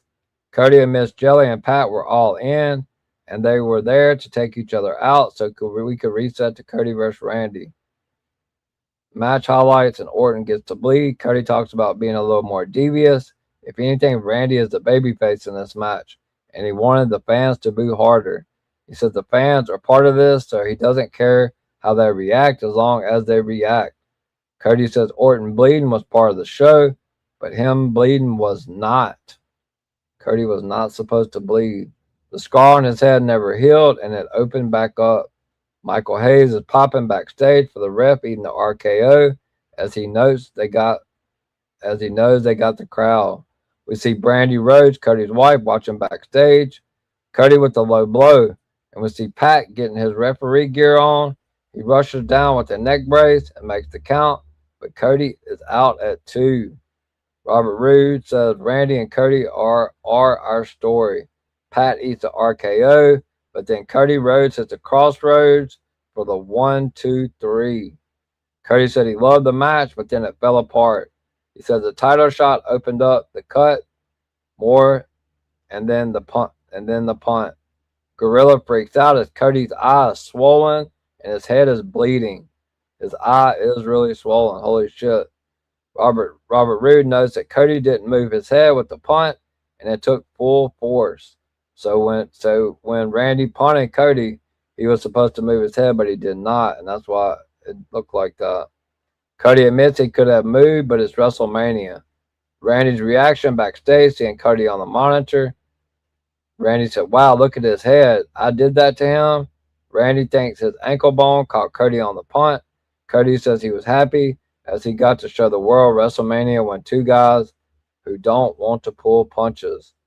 Randy tells Cody he thinks that last minute was rough on him. Cody isn't sure where he got busted.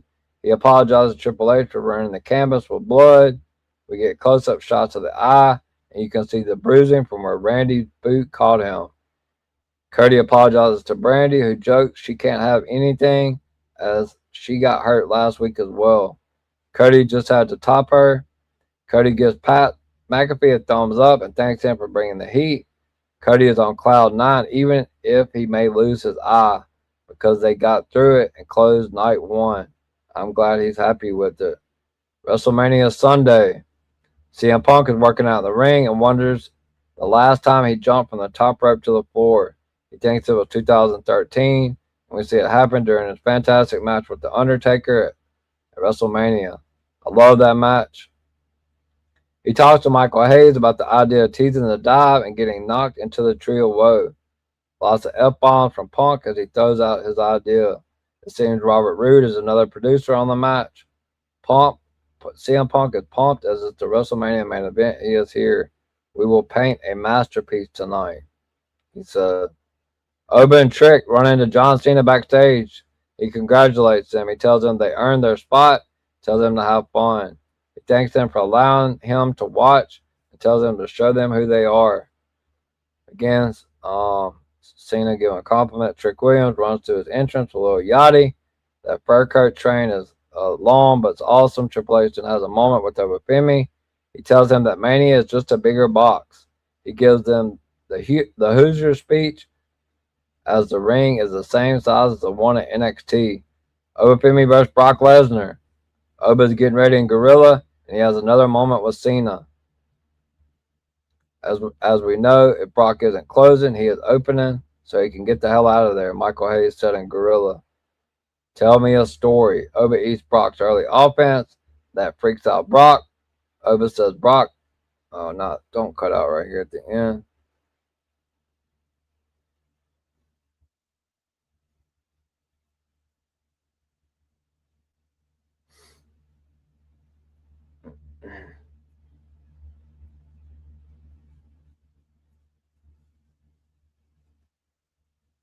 All right.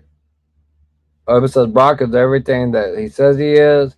I've never been thrown like that before. We hear a lot from people who wrestled Lesnar. A lot of meat slapping. They delivered exactly what was needed. Oba gets the dominant win. Who knew it would lead to the feud continuing for 4 more months? Oba can't believe he hit the fall from grace on Brock Lesnar. Triple H tells him it was epic, and Oba calls it the greatest moment of his career. Oba says his destiny is fulfilled. Sami Zayn versus Trick Williams for the U.S. title. Lil Yachty and Trick talk backstage about family. Trick said his mom tells him he is a king created by God, and people can't break him. Lash greets him in Gorilla. His music hits. He gets a banger theme. We see his mom in the front row. She is just coming off knee replacement. His family marks out over the fur coat train. Sami did what he does and made Trick look good before taking the loss and giving Trick his first WrestleMania moment.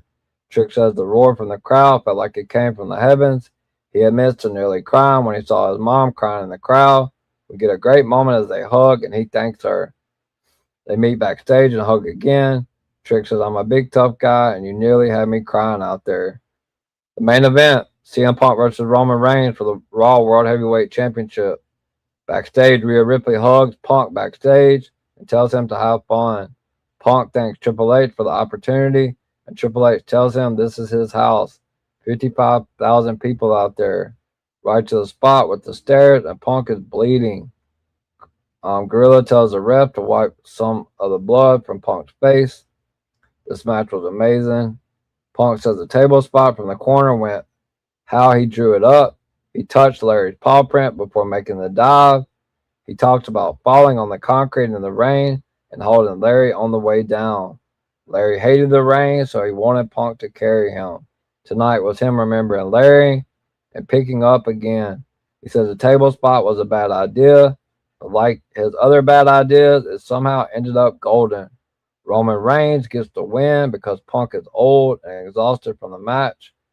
Again, just an amazing match. They delivered and probably even over-delivered. Night 2, in my opinion, saved the weekend. Punk says part of the story is that he is old. In 6 months, when he turns 48, he will be in better shape and will be the best 48-year-old wrestler on planet Earth.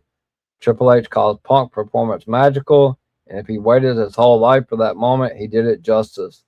CM Punk says it felt like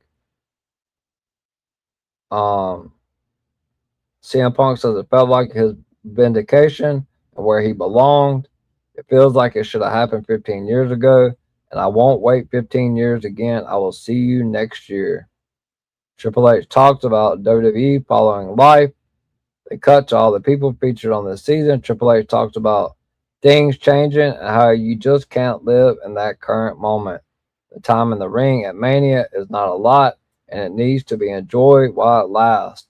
Wrestling is life, and life is wrestling. For me, that is one hell of a quote to end the season.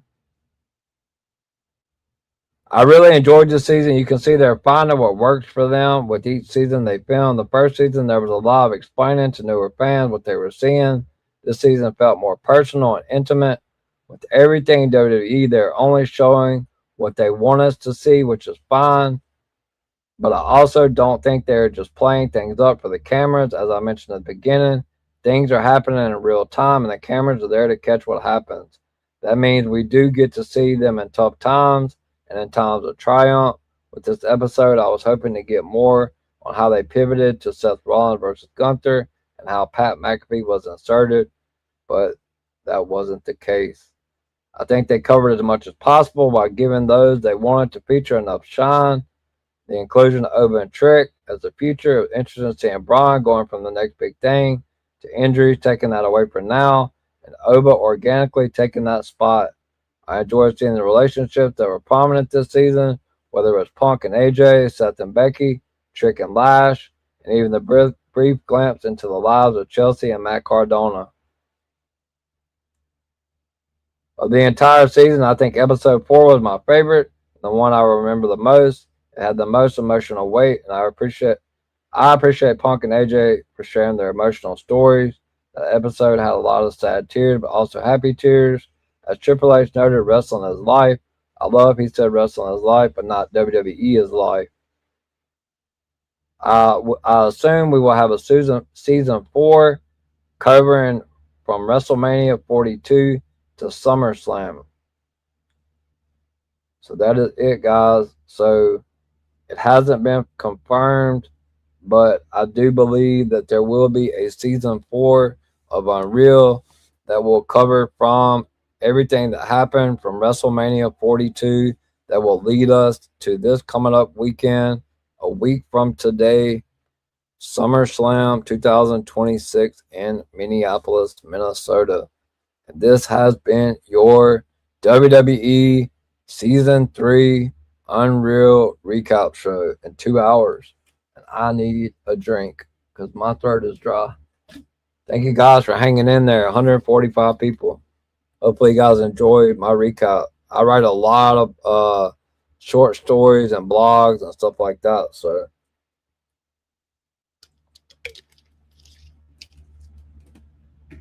man, my throat was dry as hell. I'm going to be hoarse after tomorrow. All right. So let's go and do some shout outs to some people before we get out of here because tomorrow is a busy day. Thank you guys. And don't worry, if they do a season 4, I will be back to recap it for you guys. And shout out to everyone that has subscribed to the page. Hopefully, I got a subscription from @beep6437. That'd be great. Thank you all so much for the 300 plus subscribers as well. Shout out to Kyle the Man Anthony, who is subscribed, and Ariel as well. Shout out to the DWE Media page. Make sure you follow them. Follow that page on X. Shout out to the Tribal Kingpin. Another lit episode. Thank you so much. Shout out to the Wise Man for reposting the stream. Shout out to the World of Greg. Also at DWE Family Media. Shout out to @beep6437. Shout out to Tribal Kingpin. All right, so we are live here on the EVP show. This has been your WWE Season 3 Unreal recap show. I have officially recapped all three. The first one, if you want to watch that, it is on my channel. It's in the pre-recorded videos. It's not in the live. And then you can go back and look, and there's Season 2 recap show is also in there as well. So I have officially recapped all three seasons of Unreal. So thank you guys for tuning into that. So we're live on my YouTube channel, my X page, and on DWE Television X page. So let me go ahead and shout out everybody from DWE, starting off with the CEO himself, Miami the Great. You can catch him on Tuesdays and Thursdays at 6 p.m. Eastern Time with Inside the NFL Mind with Miami. Also, normally on Saturdays, but tomorrow, I believe it's at 1 p.m. Eastern. You can join him and the HR of DWE, Final Boss Baby, with 2 B's at 1 p.m. Eastern tomorrow on DWE Radio. I will be following them up with my doubleheader when they're done tomorrow. You can watch that listen to that on DWE Television X, on Talk It Up Podcast. That's their YouTube channel. Make sure you subscribe there. Also on Twitch at DWE TV and DWE Television, and also on Spotify. Shout out to the World of Greg himself. He is one of the, if not the greatest, one of the best marketing people that I have seen. He does a phenomenal job marketing all my shows. So shout out to him. The World of Greg and Kyle Man Anthony every Monday at 7 p.m. Eastern. You can catch them for the rundown. They will be running down the entire Raw card and getting you ready for Monday Night Raw.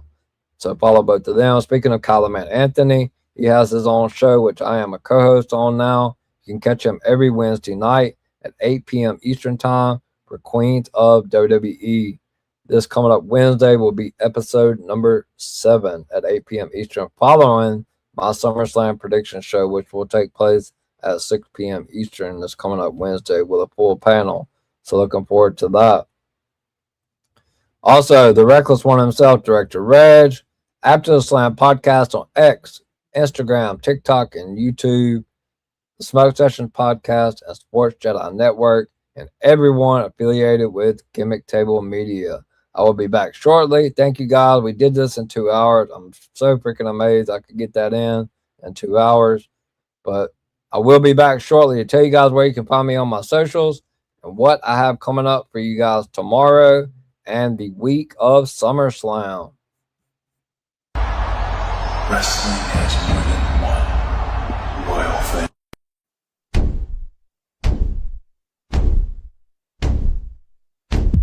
There are a lot of podcasts out there, but only one with this kind of energy. Welcome to EVP Show Recaps Prediction Sports. Let show recaps prediction sports In one podcast. Welcome to EVP Show Recaps Prediction Sports. Let go. Once again, shout out to the 147 people that watched this WWE Season 3 Unreal Recap Show. 147 people. It was 2 hours long, but we did it, guys. Like I said, you can go back to my YouTube channel. I did a pre-recorded video where I basically did not take this long on Season 1, and then there was a Season 2 recap show as well. But I feel like this was probably my best recap of Unreal and definitely my favorite season of Unreal as well. As far as where you can find me on my socials, it's scrolling across the bottom of the screen, but you can find me on X at EVPCJP. Once you follow me, I will follow you back when Elon allows it. I don't know. He's been tripping lately on my follow backs because I've been getting a lot of follows lately. But if you go all the way up to the top of my X page, you'll see my YouTube is pinned at the top. Please share it with your friends.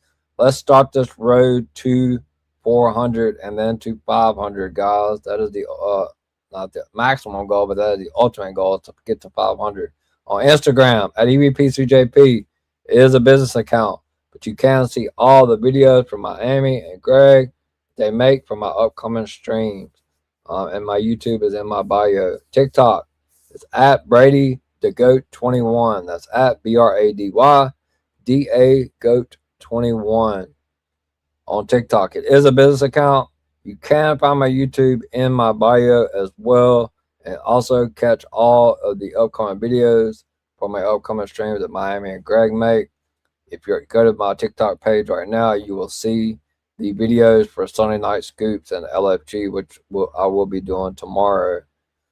Last but not least, most importantly, please like and subscribe to my YouTube channel. If you have not already subscribed, please hit that like and subscribe button. If you already are subscribed, turn that notification bell on and come and join me for a lot of daily wrestling content. I know you won't be disappointed.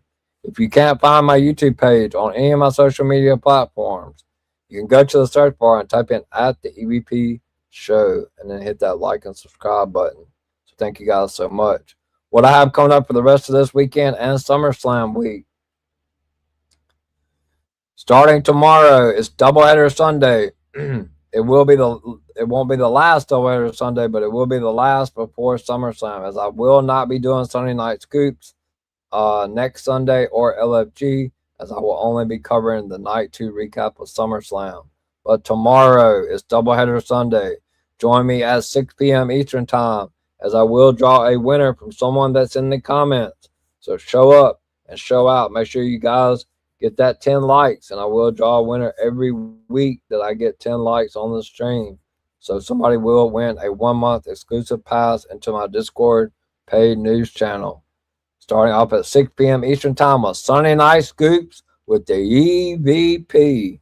And then come back later on tomorrow night at 11:30 p.m. Eastern Time and join me for the LFG Season 3 Episode 14 recap show.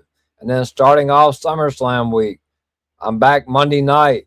Make sure you tune into the World of Greg and Kyle the Man Anthony Monday at 7 p.m. Eastern, as they will run down the Raw card. Saul Ruka's defending the Intercontinental Championship against Raquel Rodriguez. So come back Monday night, 11 p.m. Eastern, and join me for the Raw recap show. And then Tuesday night, you can catch me live at 10:30 p.m. Eastern for your NXT recap show. You can also join me Wednesday with 9 of my fellow compadres.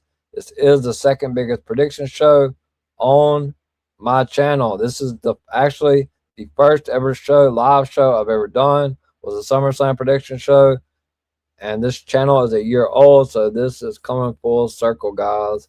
Very emotional on that. We do have a full panel. Will be 10 of us predicting the SummerSlam prediction card. We have 12 matches as of now, and by the time Wednesday gets here, we should at least have 13, maybe 14. So that will be Wednesday at 6 p.m. Eastern Time. If you're not on the panel, look out in the comments or the tweets. Later on in the second week of August, I will start putting out the tweets for the NXT Heatwave prediction show, which will be coming up at the around the 25th or 26th of August. So if you haven't been on a show and you want to be on, don't want to be on camera, comment, come on and join us. Always looking for fresh faces to come on here and give people new opportunities that want their voice heard. But join us Wednesday, 6 p.m. Eastern. If you're not on the panel, come in the comments and you can put your predictions in. I will put them up on the screen. Later on that night, after we get done, I will be hopping on with Kyle the Man Anthony, as we will be doing Queens of WWE episode number 7. And then come back Thursday night. It is back to reality TV night. And who will be the third person evicted from the Big Brother house? And boy, this week has already started off with some crazy shenanigans. Join me at 9:30 p.m. Eastern Time for the Big Brother Season 28 Week 3 recap show. And then Friday night is the last SmackDown before SummerSlam. Come join me at 10:30 p.m. Eastern Time for the SmackDown recap show. And then Saturday is SummerSlam Saturday Night 1. Once the post show goes off, come join me at 10:30 p.m. Eastern Saturday night for the SummerSlam Night 1 recap show. And to close out SummerSlam week, as I was mentioned before, there will be no scoops or LFG, but you can join me at 10:30 p.m. Eastern Time next Sunday for the SummerSlam Night 2 recap show. With that being said, guys, that is my schedule for tomorrow and for SummerSlam week. We have a full week.